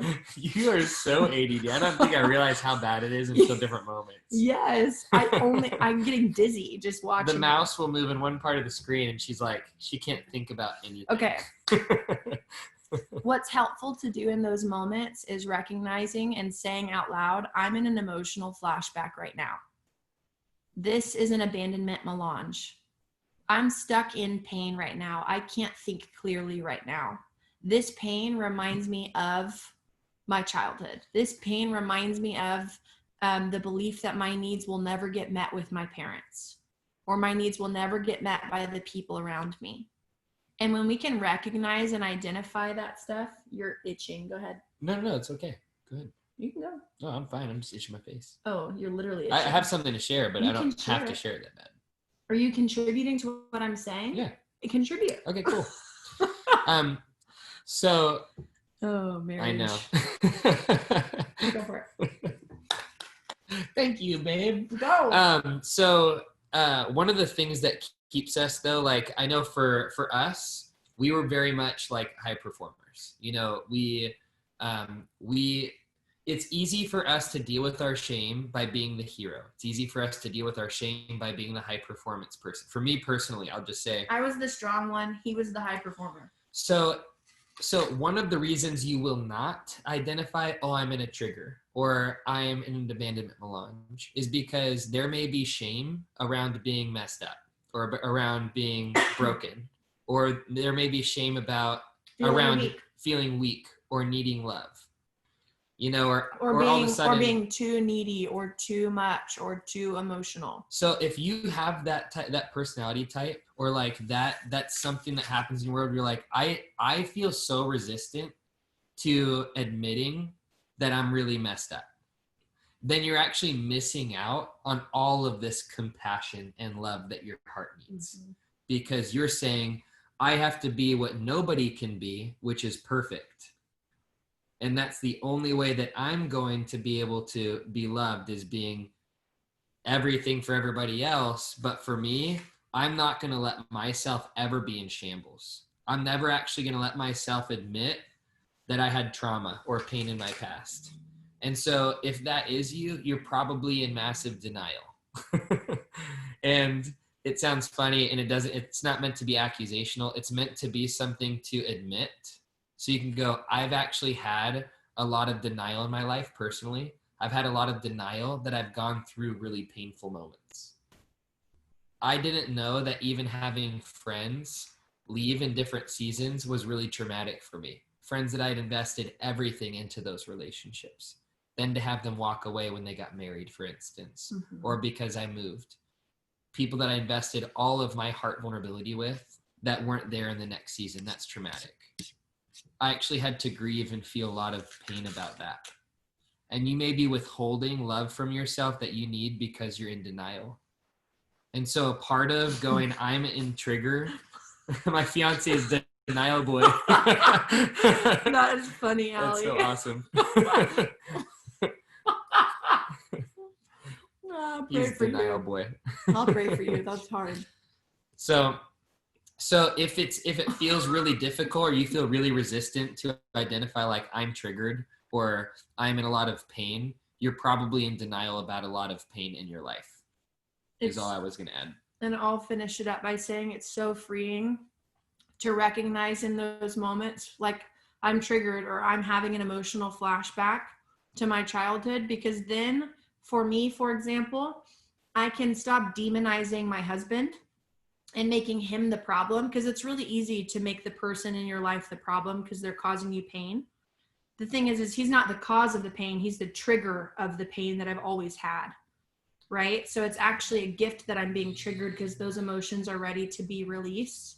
And if I can recognize what I'm in and that it's a flashback, I can come back into connection with him and recognize, oh, you're not the problem, but here's my pain. I want you to understand this. I want you to know me in this area. And you can invite someone into it. Yeah. We're going to do breakout rooms and give you guys an opportunity to connect. Is that first off, is that helpful? Is it helpful for anybody, like hearing that understood? They like it. Explained? They've been sharing the whole time how much they like it. Awesome. Melange. Who's grossed out watching me and listening to me eat this apple?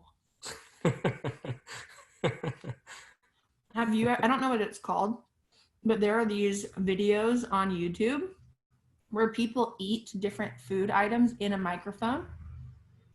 Have you seen those? Do you know what those are? ASMR? ASMR. Someone got it. It's like Eliza. a thing. She nailed it. It's a thing. People do that and they like to listen to it. Isn't that weird? Oh, there's one thing I wanted to say before we went into breakout rooms. And I'm almost losing it because I have ADD with your apple. If it's loud for you, it's 10 times louder next to my face. This is payback. If it's a Honeycrisp. Sometimes to break denial and to actually recognize that we have massive pain, we have to have things that happen in our lives that I can't do it. We have to have things that happen in our lives. The first thing that we did was, so we were triggered and didn't let me finish my thought. I'm so sorry how ADD we are. So maybe it's because we've had our own triggers all day and we're a little funky. You feel good. I feel good. I feel great. But so if we do struggle with denial, or we have issues with admitting that we have pain, or we're the type that pushes away love when we need it most, sometimes, unfortunately, but also fortunately, we need to experience our life in shambles with huge, painful things that shatter us in order to actually admit that we've had pain our whole lives. We need to have things happen, like for people that have gone through divorce, it sucks, but how many times does it actually feel like the launching pad into your greatest healing and breakthrough you've ever gotten? Right? It is so destructive. And I'm not saying like go out and get in pain like that, but sometimes that is the thing that is our launching pad into the healing our hearts need, because we weren't willing to admit the pain that existed in our worlds before. Does that make sense? Cool. Good night, Allie. Cool. So that's the one thing I wanted to say about that. And, you know, I wouldn't say to live in fear of that, though, because you are choosing into a process and journey now to look at pain. If you continue letting go of disassociation and denial, and you lean into this process and journey, and you actually continuously progress in admitting, I'm done. Let's go into breakout rooms. You're the worst. You're the worst. When we after like 5 hours of being like really disconnected and triggered and stuff, Sammy was sitting on the bed like a little 4-year-old girl and didn't even say anything. I was like, what's going on? and I sat down on the bed and we literally started laughing, and it was so inappropriate that we were laughing because we both had so much pain towards each other, and we just were laughing at each other, and she kept going, stop laughing. I was like, I can't stop laughing. I know it's inappropriate, but I can't stop laughing. No, that's sometimes how you have to heal, is to just laugh it off. Totally. Okay, breakout cool. rooms. Give them rules. Let's do it. That So sounded awful. I want rules. Yeah, everybody wants rules. So let's split you up into groups of like 4 or 5, and I want you guys to actually just identify something that you resonated with from the call. So your name, something you resonated from the call, and tie it in with some vulnerability of your own life. Like something that you're like, I recognize the pain that I'm feeling in this season. Share something messy. The pain that is coming up for me in this season is definitely loneliness, you know, and here's how it feels really triggered all the time. Mm-hmm. You know, let yourself be seen, and we'll give you guys like 2 minutes apiece. You could even share like, here's what I believe about myself because of the loneliness. Here's the narrative. Here's the story I'm telling myself in this season. Dig for vulnerability. If you're triggered and you can't stop yourself, sometimes you just need to completely leave the moment or the person that you're triggered by to figure it out. That's what I do. And get with somebody that's safe. Like go find someone so you're not alone in the trigger if you can't get out of it. Okay. I'm going to put you guys in smaller groups, 4, 8, 12, 16. Would y'all want to do like a 16-minute breakout room so that you get 4 minutes each? Or would you rather have like 2 or 3 minutes a piece to share? 2 to 3? Okay. Cool. And I realized when I said like separate yourself from the person that's triggering you, it might be helpful to let them know, if it's a close person, obviously, to let them know like, hey, I'm not abandoning you or leaving you. I'm actually just triggered, and I want to go figure out what's going on in me. Okay, I'm going to do 3 minutes per person. Some of you might end up having more time if you have less people in your group, but I'm going to set 3, 6, 9, 12. I'm going to set a 12-minute timer. Is that enough time? I don't know. I'm not sure. I'm going to put you guys in smaller groups so you have a little bit more time, but we'll do 15 minutes. Cool. Thank you, Gwen. 15 minutes. So set a timer on your phone, and then if someone could just delegate and manage time when you get to your group, that'd be amazing. And when you get into your group, just dive in. Don't wait for everyone to show up. Just share and make the most of your time. Okay, we'll see you in a little bit.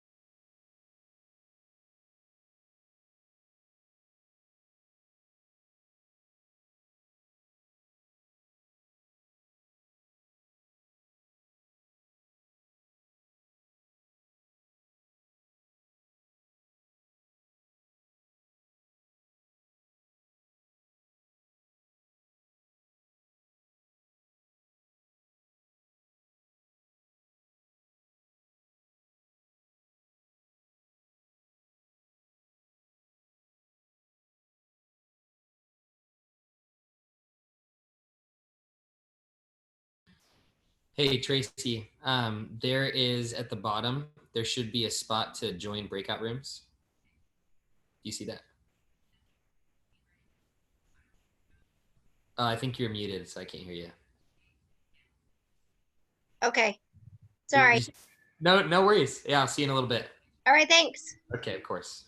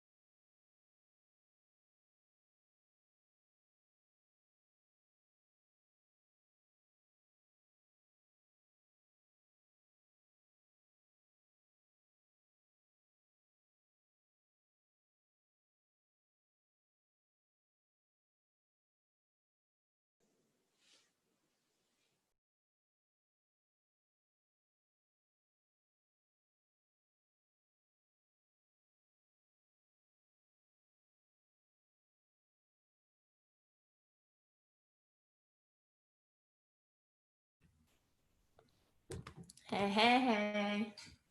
How was it? I love my group so much. I turned my camera on for them. I love that. What a sacrifice. That's how you know. That's how you know you're good. I love it. How are your groups? Did you guys like that amount of time? Would you like less time? Would you like more time? I'm trying to get a feel for what you guys actually want. You enjoyed that time?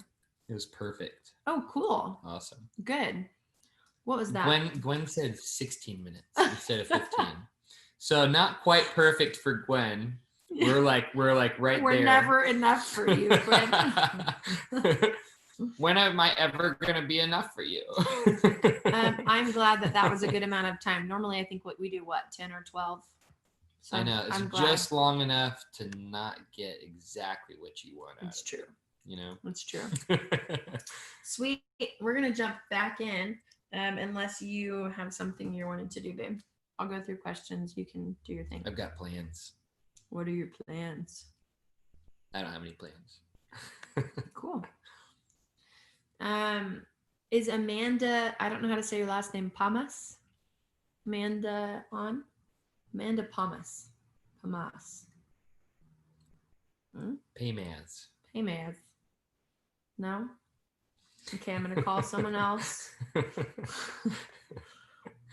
Looking at Gwen's face. Yeah. So cute. She gets me. She gets me. She enjoys me. You know? She does. Is Dana Cardi on? Dana. Bobana. Dana's not on. Lene's on here. Lene, you on here? I saw your name earlier. Yeah, I'm here. What's up, girl? Yeah, living the dream. Tell me about it. I'm just going through the program and I'm kind of stuck on week 5 and not finding the connection or with myself or with God, or just not able to connect and get the breakthroughs and kind of forward movement that I'm expecting, I guess. And I know with God, we're supposed to ask for and expect good things, right? So what feels like the block for you? Have you been able to pinpoint anything, like the point in which you start like feeling disconnected?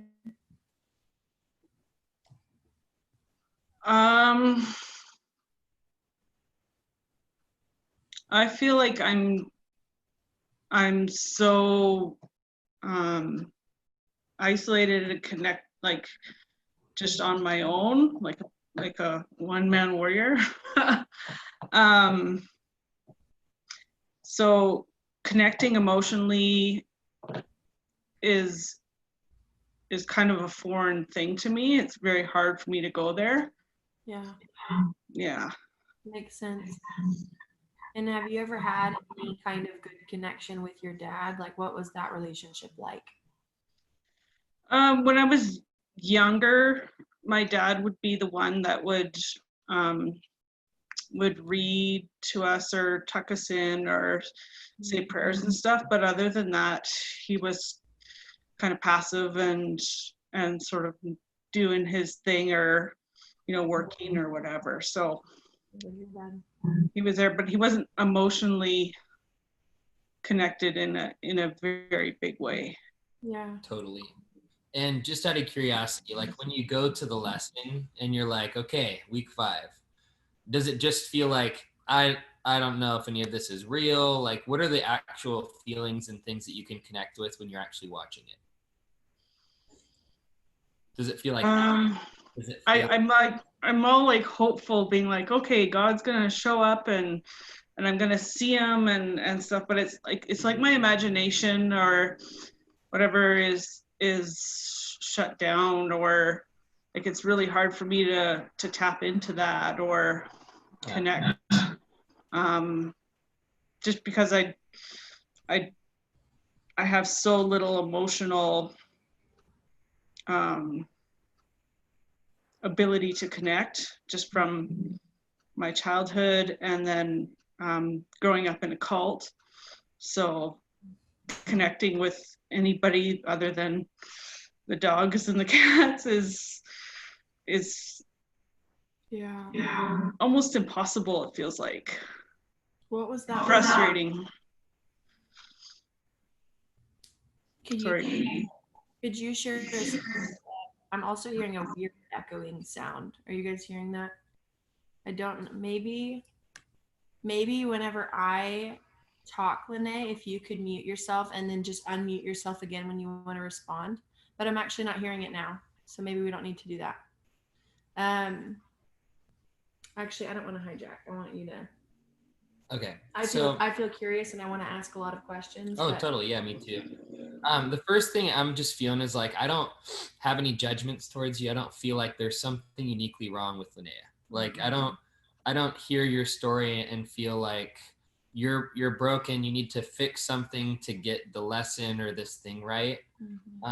And I feel sad if you are carrying any of that at all towards yourself, because I just hear that you've had a painful childhood that has caused and painful in that there was an absence of a lot of things. It sounds like even just in that short stuff, there's an absence of a lot of things you needed. And you didn't get a lot of things that your heart craved. And that's really, really sad and disheartening.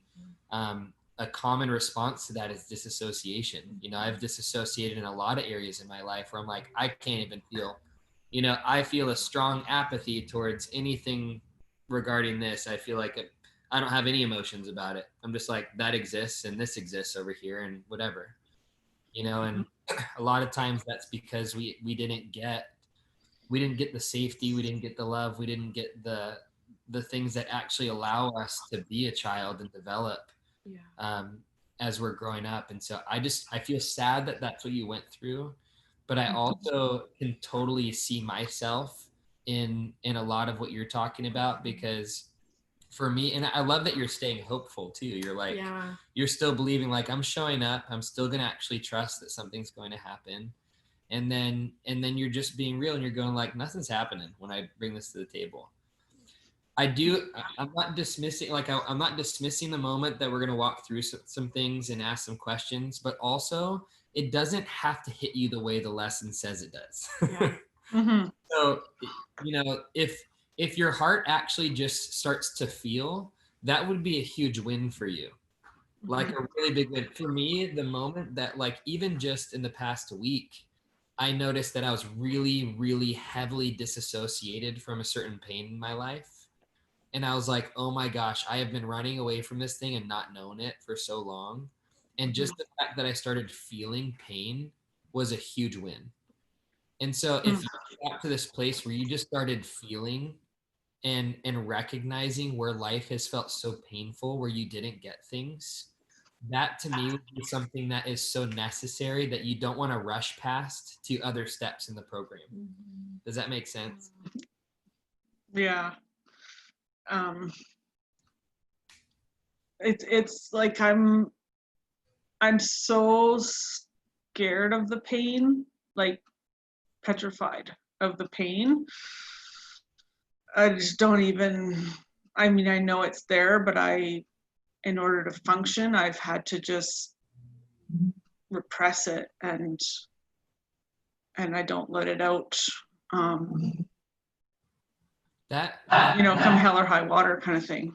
That sounds lonely to me. And I feel so sad hearing that, because you have to feel like I'm the only person in my life that actually knows me. Nobody gets me. Nobody understands me. Nobody ever will. And I'm just going to have to do this alone. And that is so sad, because I know what it's like to actually cling to abandonment and make that such a friend that I'm like actively choosing self-abandonment. I'm actively choosing to not let anybody else be a source of love in my heart that it desperately needs and craves. And just to paint you a picture so you have understanding of what I think is going on, at least, is at some point in your life when you were a little girl, you decided that it wasn't safe to feel anymore and that you couldn't take the pain. And so you shut off. And because you haven't ever had the safe space to actually feel and process through the pain of your entire life that you felt to some extent, but have also numbed and disconnected from for the rest of your life, because you haven't felt that, it's going to disconnect you from the good too, right? From experiencing the good emotions and also being able to connect with God. And so as you can start diving in and getting, sometimes it just takes time to muster up the courage to deal with something too. And that's okay. Yeah. It could look like taking time, just like if you just give yourself time. I literally had to schedule in time and space to just feel and to feel without judgment or without the expectation to fix. Because what I was really resistant towards is anybody fixing me. I could feel like I could put up a fight if anybody tries to fix me. You know, it's like, that's the type of energy that I felt. I'm like, just try and fix me and see what happens. I'll punch you in the freaking face. Like, that's how I felt towards most Christians, actually, for like 3 years. Yeah. And, but like, if there is an apathy there, what I had to do is actually schedule in my calendar. This is time to actually just feel. I'm giving myself time and space. What am I feeling? And for a little bit, it was actually just, I still feel disassociated. What am I disassociating from? I probably have a lot of abandonment I don't want to look at. And I, you know, and even asking the question like, Linnea, is it Linnea or Linnea?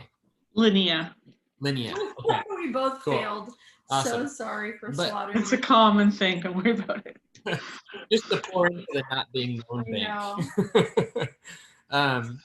So it's like going, like, actually, let's walk through this just right now. So if you could close your eyes just for a minute.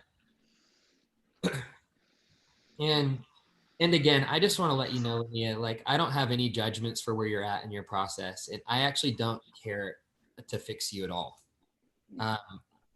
I think that you have so much permission to be wherever you're at in your life and in your process. And I still don't carry any judgments towards you. I don't see you as broken. I don't see you as bad. I don't see you as wrong. I don't see you as a project at all.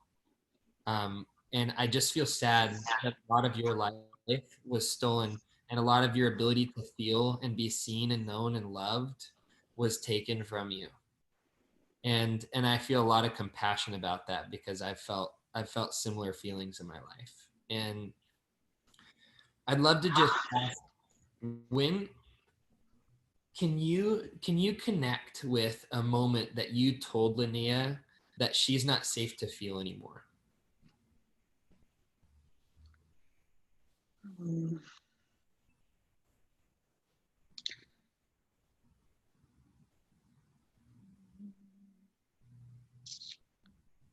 I'm just gonna say I've got like my 6-year-old self is the shut down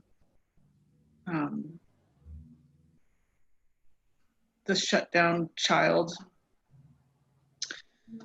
And so whatever happened at that age, whether that was from something in elementary school or something at home or whatever, I'm not just sure, but probably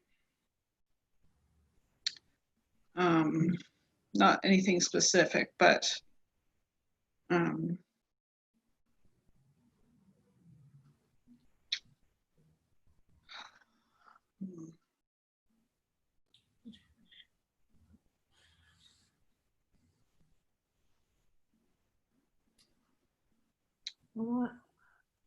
want to ask 6-year-old Linnea what happened. You might see me walking up to her. I want to just let her know that she's safe here. Sweet girl, you're so safe. And whatever happened, I want you to feel safe enough to share, but I want you to take your time too.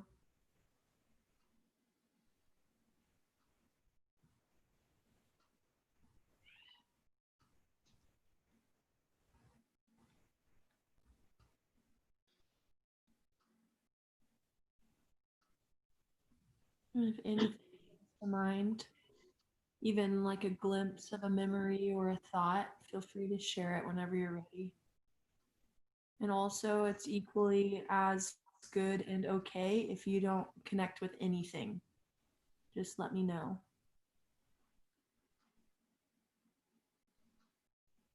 I'm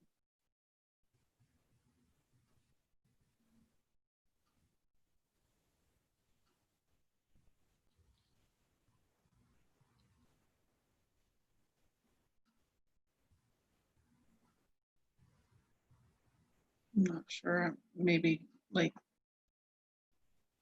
going to school or something, or like I had to, because of the age I was, I had to repeat the first grade.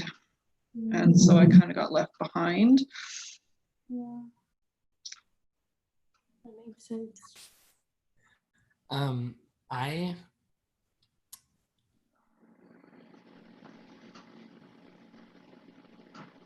I just feel this, and I want to share this as something that good journey for you. But Linnea, have you ever written out your story, like your past, your story, your childhood? Like, have you actually written out like events of your childhood on paper before? You can open your eyes too. You don't have Yeah. to. Have I?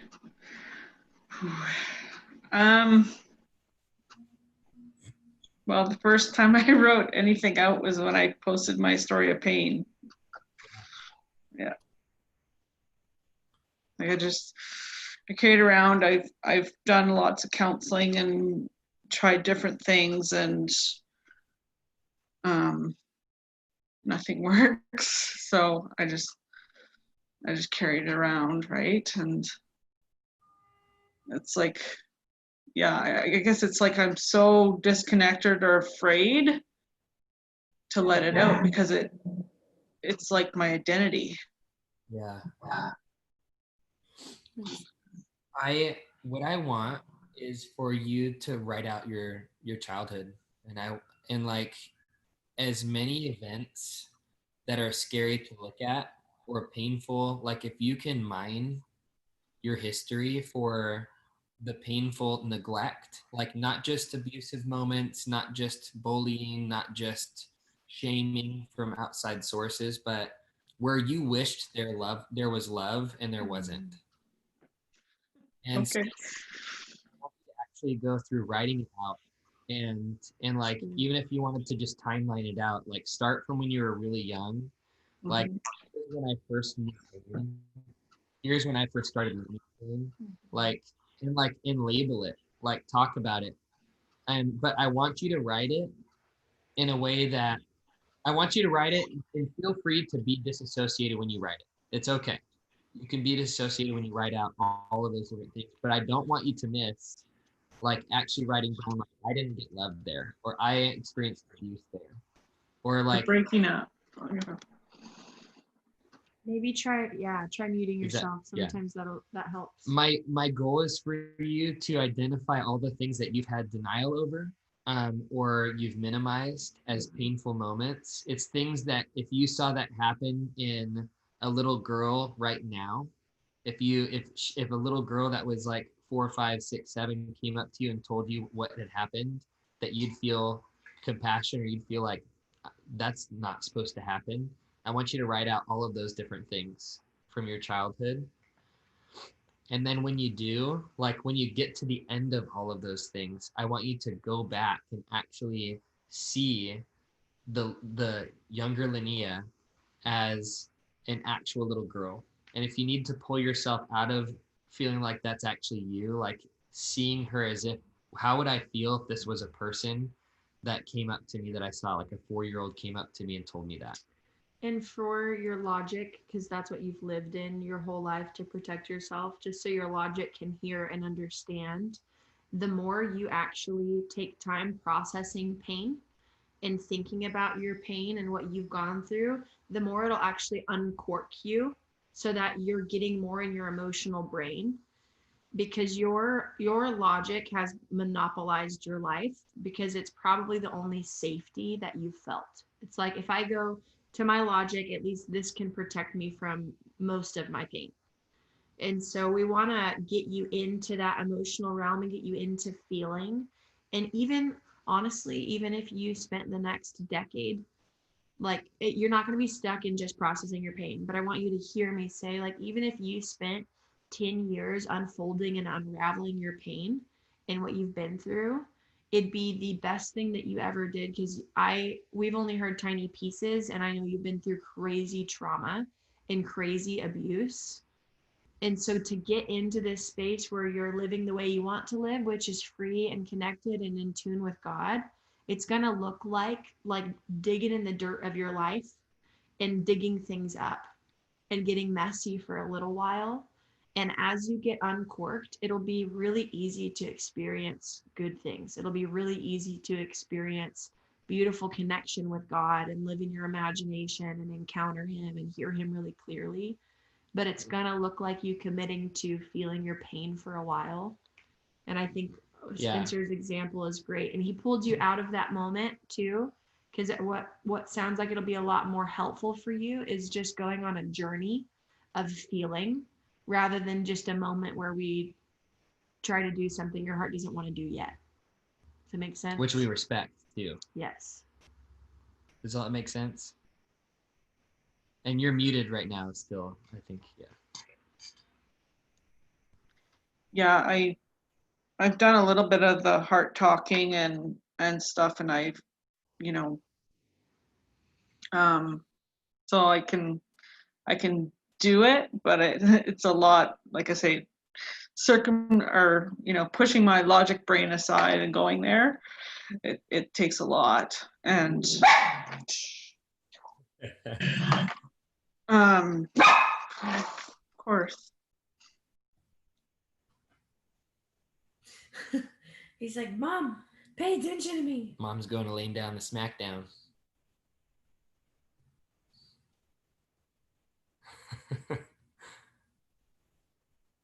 You show him who's boss? Kids. Yeah, I feel like I've spent my entire adult life trying to work through this stuff and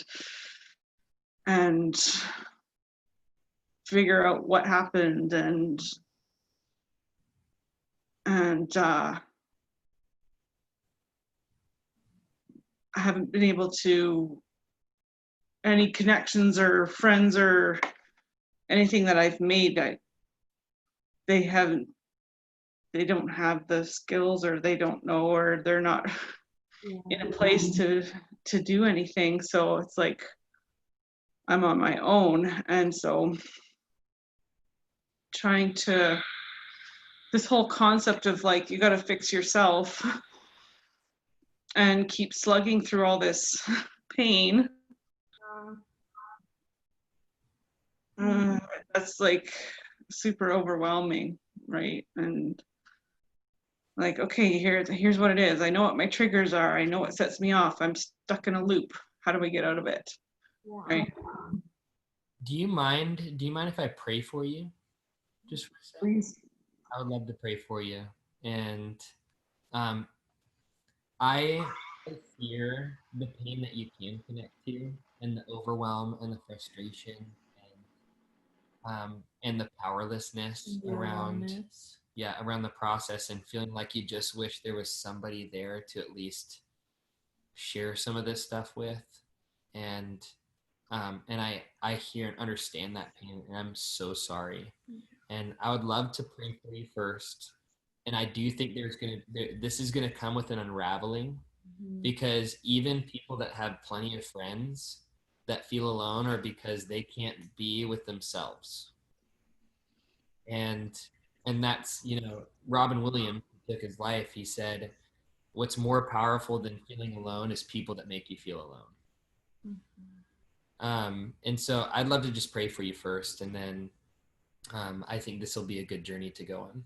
So God, I just thank you for Linnea. I thank you that you have so much in store for her. You care about her, that you've been there all along, that even in the times that she's felt alone, that she hasn't been, that you've been there. that you so want to be in her world, that you want to hear about her pain, you want to hear about what she's going through. You want to hear her disappointments. You want to hear her fears and what scares her about looking at her past. Holy Spirit, we invite you in to take Linnea on a journey to feel, to unlock her feelings in her heart, to unlock her past, to unlock her desires that weren't met as a kid, the ways her heart was not protected the way it should have been. Holy Spirit, we give you permission to step into her world and start unlocking those painful memories. And Father, would you just embrace her? Would it feel like a big season of a hug? Just a big hug that's always available and accessible? Would your arms just feel like something that she can always go to when she needs it? And I just pray over Linnea's mind. Linnea's mind, you have permission to stop doing all the work. You have permission to let her heart jump in. Linnea's logic, you've been a good helper. You've done a great job, but you've been working overtime.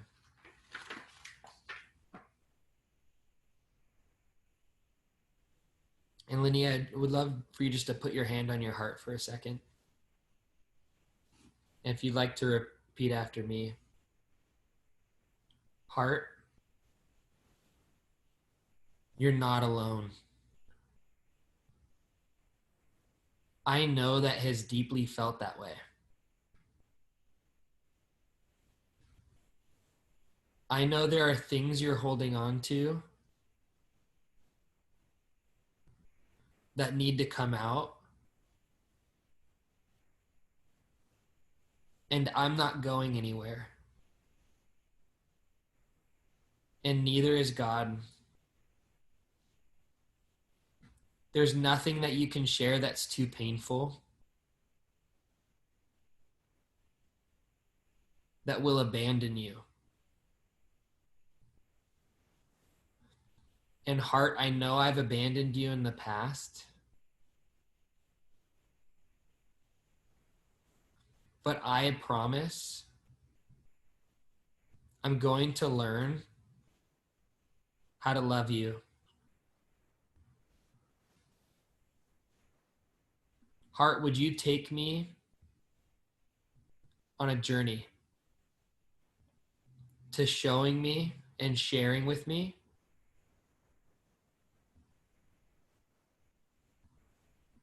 all of your pain and your feelings?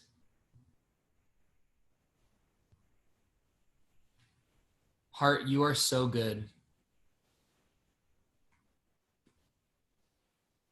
Heart, you are so good. I want to explore your goodness.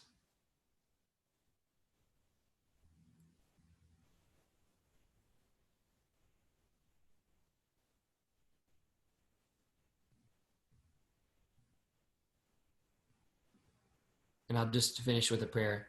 God, I just thank you for Linnea. I thank you for where she's at. I thank you, God, that your heart is not to fix her, but to love her, to bring compassion into her life, to help her to experience the love that her heart has been craving but hasn't known how to experience it.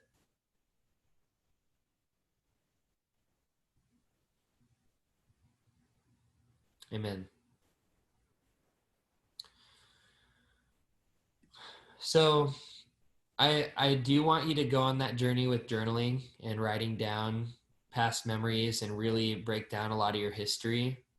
And then I want you to go through it and explore actually connecting with moments of pain and asking your heart what it feels about that. I think too, after you have done that, booking a one-on-one with either Jenny or Jesse or Taylor, and sharing with them just like having or reaching out to a woman in the program you've connected with and just asking, like, can I share with you? Just so that you can be known in it. And I just want you to hear from us. This is not like, here's your homework, send you on your way, that's it. This is a process, and we don't want to rush you past what your heart's ready for. And so we want to give you the next step, but we're happy to keep taking steps with you and going on the journey with you. And I just want you to hear that so you know that you're not alone. And this isn't another like nothing works moment, or I'm too broken moment, or I'm too disconnected moment. This is a no, your heart really needs to like release things before you're ready to go to the next place. Does that make sense? And we want to be here with you on the journey. Also, I muted you, so I can't hear you. Yeah, I thank you for that.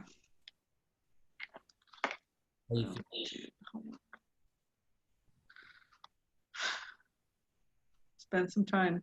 Schedule time to feel. Yikes. But thank you. Give yourself 5 minutes a day.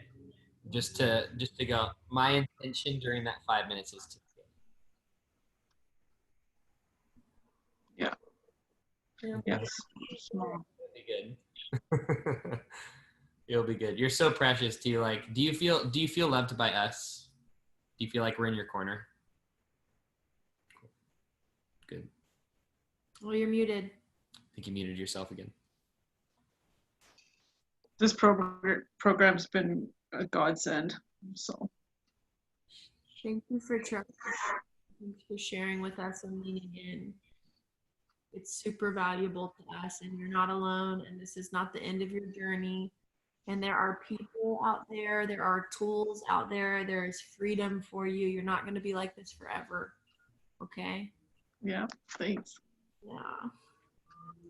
We're going to be praying for so much hope. Actually, ladies, would you commit to praying for hope for her for the next week?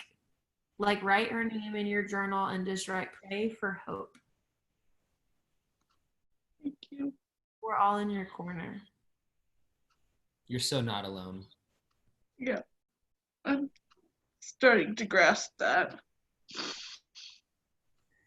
You might need a lot more love moments until it ever sinks in, and that's okay. Yeah, that's for sure. Yep. We love you. You're doing a good job. Thank you. You're welcome. Sometimes it's hard feeling pain. That's not news. I know. Quote from Sammy. You should quote Sometimes me. You should it's quote hard me and post it on feeling Instagram pain. and say she's profound. She's very profound woman.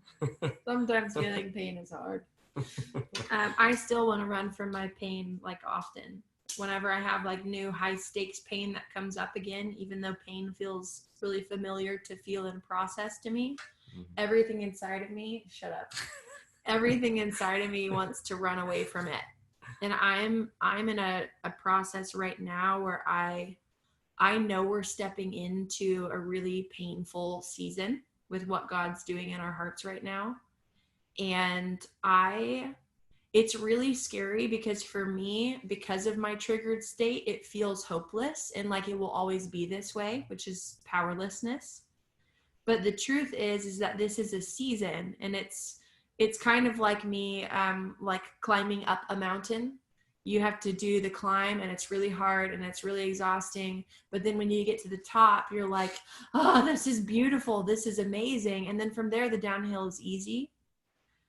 And so I'm in a journey of trying to figure out right now, while all this is fresh, how do I go through pain and cultivate hope at the same time?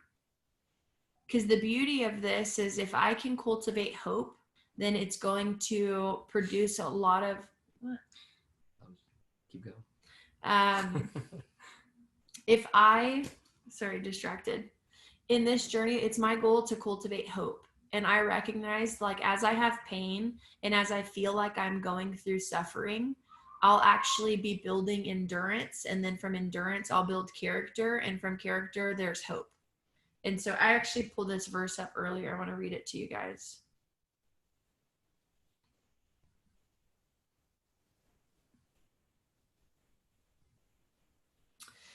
This is, what is this? Romans 5. It says, therefore, since we've been justified by faith, we have peace with God through our Lord Jesus Christ. Through him, we have also obtained access by faith into this grace in which we stand, and we rejoice in hope of the glory of God. Not only that, but we rejoice in our sufferings, knowing that suffering produces endurance, and endurance produces character, and character produces hope. And hope does not put us to shame, because God's love has been poured into our hearts through the Holy Spirit who's been given to us. And so if we're processing through pain, it's normal to feel hopelessness. So don't shame yourself and try to shame yourself into being hopeful. It's not a good tool to use. But it's normal to have feelings of hopelessness in those moments. But if we can recognize, okay, I'm in pain. I might have a season of pain. I might have the next 5 years of pain. But on the other side of me processing through this, if I lean into it and I endure and I push through it, it's actually going to produce really good things in me. And there's going to be so much hope on the other side of this. So if I can buckle down and be okay with actually having to go through pain and create endurance inside of me, it's going to be good for me and my life and all of the people around me. So if in these moments we feel like we want to run away, which is normal, just remind yourself it's not going to be like this forever. And if I can lean into this pain now, there's actually going to be beautiful fruit on the other side. When I get to the top of the mountain, the view is going to be amazing. What? That was great. When I get to the top of the mountain, the view is going to be amazing, and the downhill is going to be so much easier. So I'm going to brace myself, and I'm going to lean into this process because there's going to be good. What are you laughing at? What do you mean? You were laughing and tapping me. Oh, all I want to do is eat ice cream. I was Oh. like, that's great. I know. I feel All I that. want to do is eat ice It's cream. mochis for this person. She eats so many mochis. I know. My stomach has been getting so gurgly because I think I'm eating too much dairy. I'm sad. So. Yeah. Cool. So it's 8 o'clock. It's 8 o'clock. What do we want to do with our time? Do we want to do like a closeout prayer and group encounter? Encounter. Yeah. It's 11 p.m. over there. Oh my gosh. Lord. This is why help we her. need to change this. All those East Coast people. I can't even Okay. imagine. You guys have been such troopers. We've been doing this for 2 years, you guys. And I guess no one from 2 years ago is still on, but some of you have been like going hard at this for the last 6 months, like up until midnight. Cool. What are we going to do?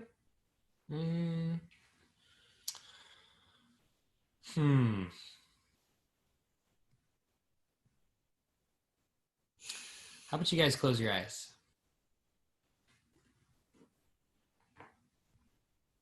All you people on the East Coast are about to fall asleep. I'm just kidding. I don't know. Megan was drooling a couple weeks ago. I watched her. Yeah, you, Megan Pierce. That's pretty awesome. She's owning She's it. like, She's like, yeah, I was drooling. okay, close your eyes. Good, close your eyes. I just want to say some things out loud, but I think when we close our eyes, it's easier to connect with it and not just think about it. But just with your eyes closed, I want to remind you that God's heart for us is that we become like little children again. And, you know, he says in Matthew 18:3, you'll by no means inherit the kingdom unless you're converted and like a little child. That's when the disciples were trying to push the little children away. And they thought because they were adults, they had it. And everybody that was a religious leader at the time was trying to accomplish what they couldn't with their performance. They thought if they could memorize every scripture, they thought if they could do enough good in the eyes of people. They thought that if they could put on a Christian or religious face on the outside, and they could do their benevolence in the sight of people, that they would be accepted, that they would be the chosen ones that Christ came to visit. They thought they were the ones that had it right, and they had judgment for everybody else. And even the disciples fell into that trap a lot of times. And who Jesus came to experience and give life to were the sinners. He wanted to meet people in their mess and where they were at. They weren't faking it. I think in Christianity, in a lot of aspects, we carry judgments towards sinners or judgments towards ourselves when we were in sin. And we carry accusations. But that wasn't the way we were meant to live. We weren't meant to keep eating from the tree of the knowledge of good and evil. We weren't meant to sit on the judgment seat. We weren't meant to decide who goes to heaven and who goes to hell. We weren't meant to know exactly what those things mean so that we could make decisions for mankind.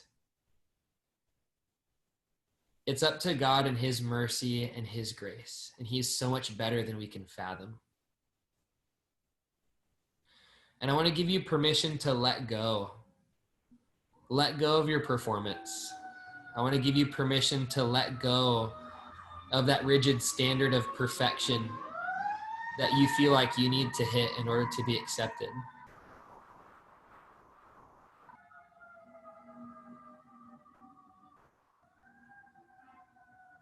I give you permission to let go of your self-righteousness, and with that, on the other side of that, your failures. I give you permission to lower the stakes on your messes in your life. That God is so much more chill about your life than you think he is.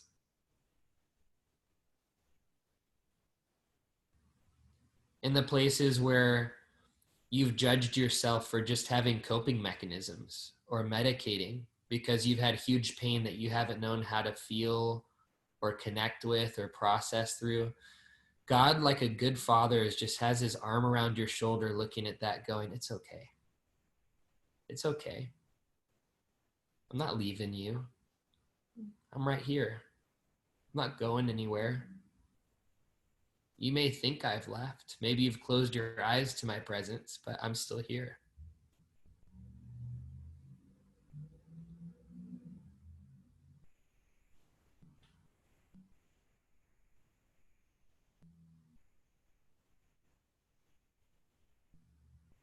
When we see the way that Jesus responded to people in sin,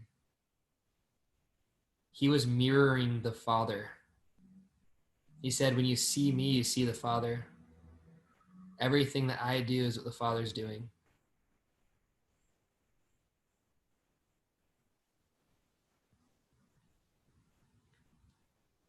If you think that your dad is the one that has stones to throw at you or shame for you, he was actually the one that disarmed those stones and that shame.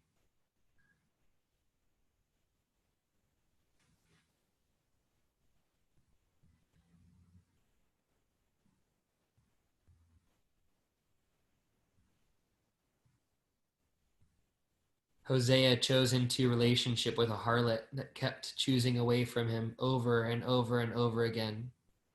And Hosea stayed committed. He chose into it because he was meant to be a symbol of Christ's love for us.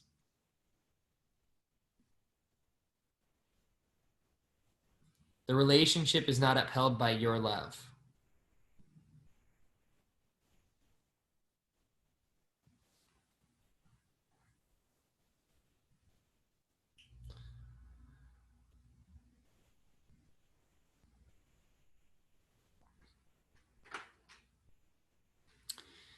And I just want to say one thing just as a man, and just taking ownership for the love that's existed in your life from people that have had expectation and transaction connected to their love, that have taught you that something is required for you to experience love. I am so sorry for the ways that I have actually put a transaction on love in your life and in your world.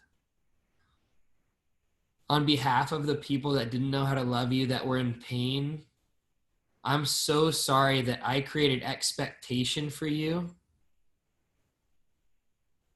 that you had to fill, that you had to become something to be loved. I'm so sorry. I'm so sorry that love was held in front of you like a carrot to motivate you. Love was never meant to be something to motivate you. It was meant to be something that you experienced because you're lovable.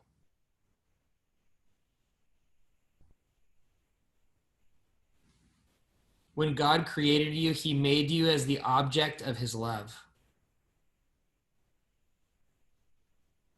He made you as the object of his love.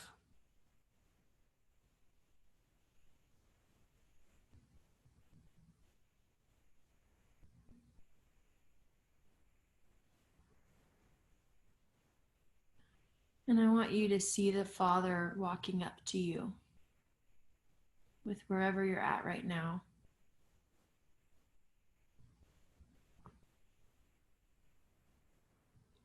I want you to see him scoop you up. Or maybe that doesn't feel safe. Maybe he just sits right next to you. I want you to take note of what you hear, what you feel, what you're sensing and discerning in your spirit. I want you to pay attention to what you taste, what the atmosphere in your room feels like. I actually just speak to your spirits right now and I say, wake up. It's time to wake up. It's time to be awake now. It's time to be alert. It's time to be connected. It's safe to be connected. Connection with God is safe. No matter what you've learned, no matter what the church has taught you, no matter what leaders have taught you or demonstrated, his love is safe. Spirit, it is safe to be awake and in connection and communion with God. And I just call you forth right now. And Holy Spirit, we just ask for more connection with God in this season than they've ever known before. More communion, deeper intimacy, more awareness, sensitivity, that your presence, God, would feel so tangible that you'd wrap around them like a blanket, that you'd be the fresh air that they need each day, that your presence would feel so tangible, like the very thing that they were needing, you came in and gave them. That's how good you are. That's how real you are. That's how much he knows you. It's how close to you he is.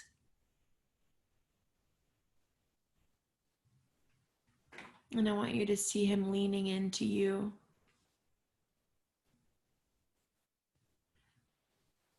And I want you to see little you in the room with him.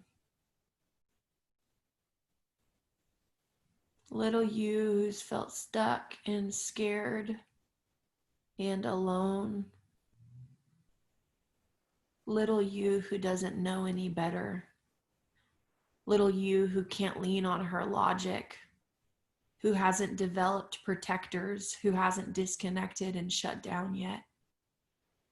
Little you is alive and feels everything. She feels the weight of it all, and she is all too familiar with her need. And you've shut it down for so long because you learned it wasn't safe. You learned you wouldn't be taken care of.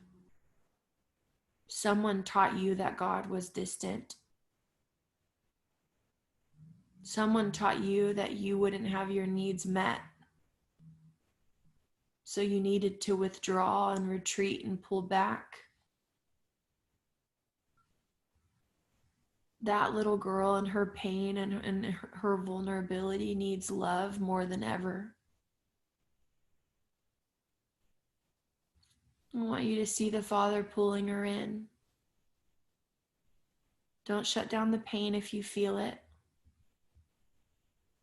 He's pulling her in, he's pulling her close.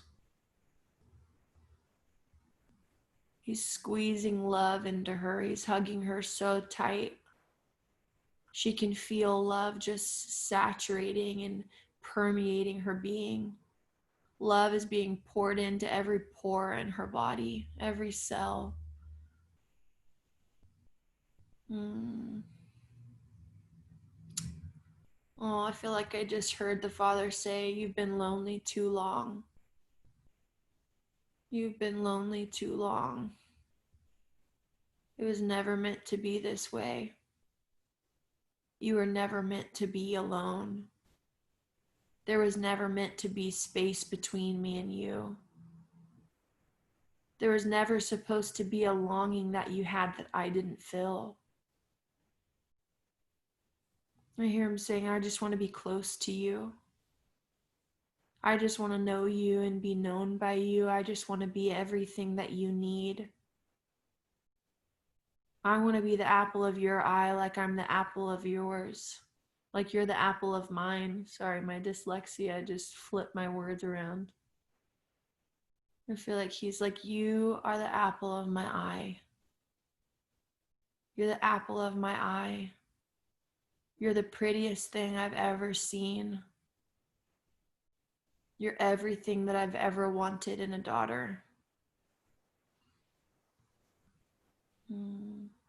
There are things that he's placed specifically in each one of you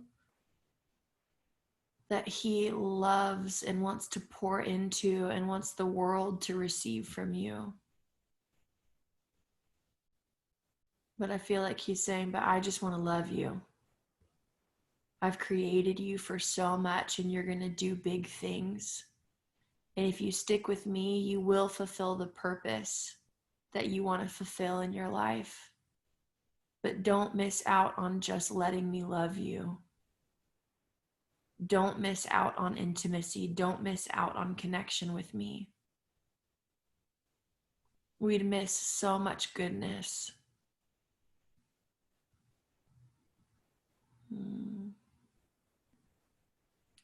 And I want you to see you grabbing younger you and pulling her in.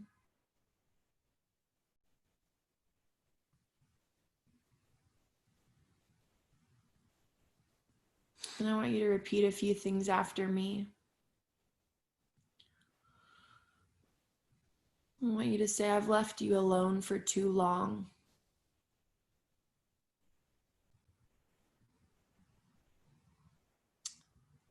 I disconnected from you because it was too painful.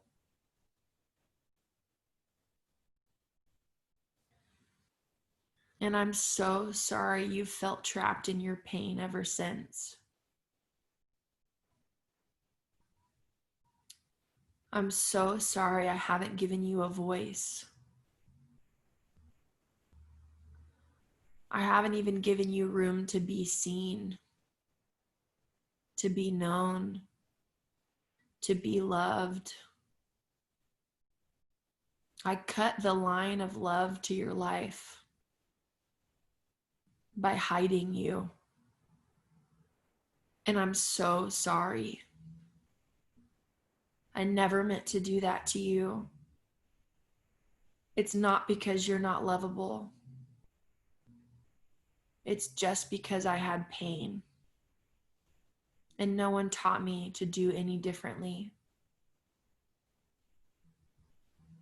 But I want relationship and connection with you. I want to be fully present with you. You are so valuable to me. I want to learn to love you more.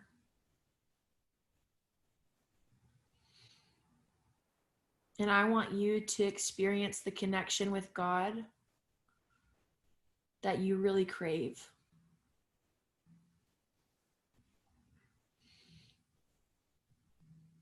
And I want you guys to just see the Father hugging you.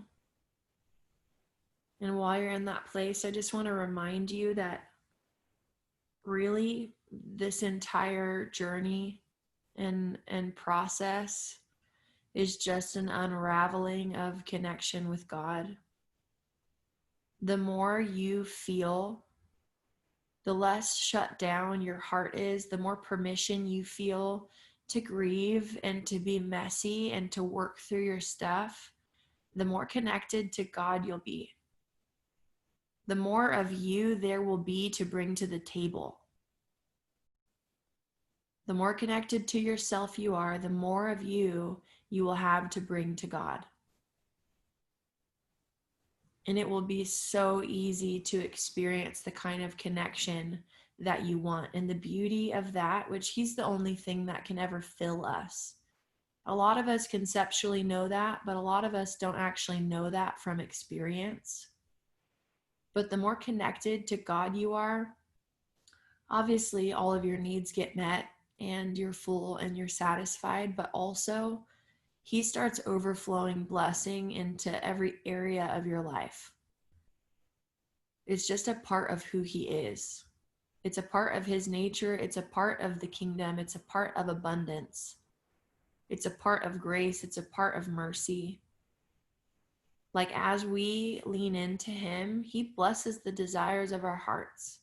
That doesn't necessarily look the way that we think it will, or the way we attach ourselves to the desires that we have and the way that we think it needs to look.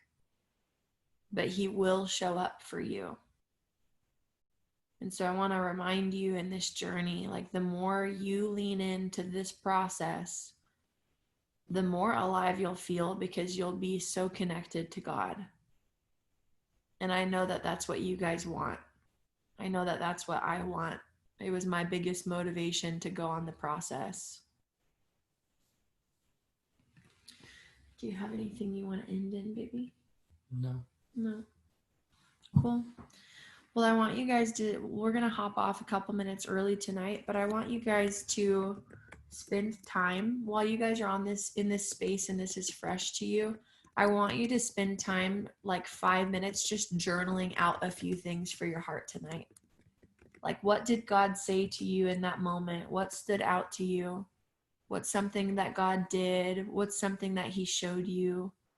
What's something He told you? What's a way He loved you? How did it feel getting connected to yourself? Spend a couple minutes just writing about it so that you can leave tonight like having tangible evidence for the connection that you experienced. I always do that.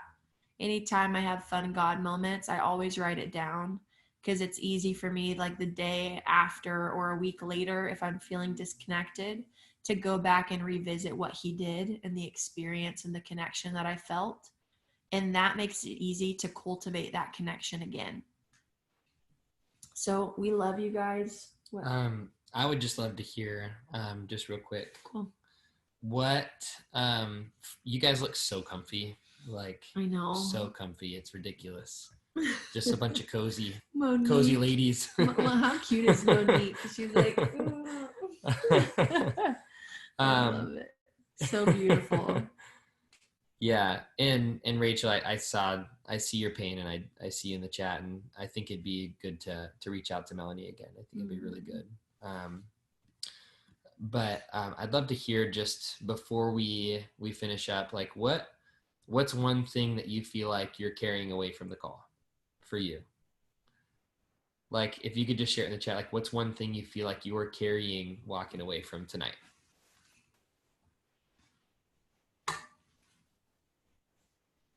They're like, I'll never forget how loud that apple chewing was. It was loud. We're all honest. They're so fun to eat, though. Self-love and compassion. Love that. Feeling pain is a win. Yeah. More connection with Papa. Love that. Love it. The train. LOL. Also, I'm with Megan, what you wrote about God saying that about your biological dad's face, so good. It's amazing. I love that. I don't have to earn love. Jesus has never let go of my hand. I love that. My pain matters. The only thing that matters is Abba is my best friend. I love that. Cultivate pain and hope at the same time. Permission to simply feel. Expecting perfection for myself has caused me to miss out on all the opportunities where I could have given myself compassion. So good. I love it. So good, Wow. you guys. This is so great. It's just like any relationship. The more that you connect with love, the more that you just feel connected, because it creates safety in that connection, and so when you're feeling pain, all you want is to feel loved. That's it. Pain happens. It just happens when you go for it with stuff, when you take leaps and risks, and that's why Holy Spirit has everything that we need. And he also provides needs through community. Like, we have everything that we need with God, ourselves, and with community. And I think that's so fun. I love that, Tiffany. She said, in my time with God, I screamed, I don't feel safe, repeatedly. That definitely wasn't the connection I was wanting or expecting, but it's a start to feeling my pain, and I'm grateful for that. So good. Honesty, like even bringing honesty to God, that is connection.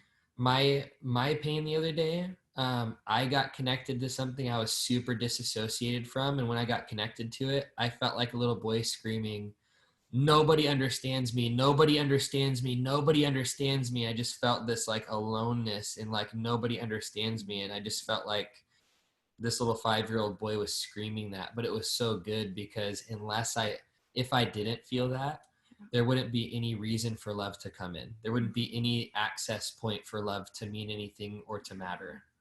At least when we're honest, like, we can get a real response and engagement and connection with God. So it is such a beautiful start. And I think it's so beautiful that you don't have a Band-Aid over that thing. Sometimes we don't like the messy responses that come out of us, so we want to hide it and shove it, and it keeps us disconnected. But if we actually just bring that brutal honesty, it opens our heart up for connection and for love. So I love that. Yeah. So good. You guys, was tonight good for you? Did you like it? Was it helpful? Was it helpful? Yay. Cool. I'm glad. Everyone looks so sleepy. I know. Okay, we love you. We're going to be traveling next week. So we may or may not have someone take over the call for us. I'm not sure. We don't have solidified travel plans yet. So stay posted. We will update you a few days in advance if that does happen. And stay posted on the group as well. And we'll also do an email blast if we change times on here. I know for sure we're probably going to be reducing the 3 hours, because our words just stop working at some point.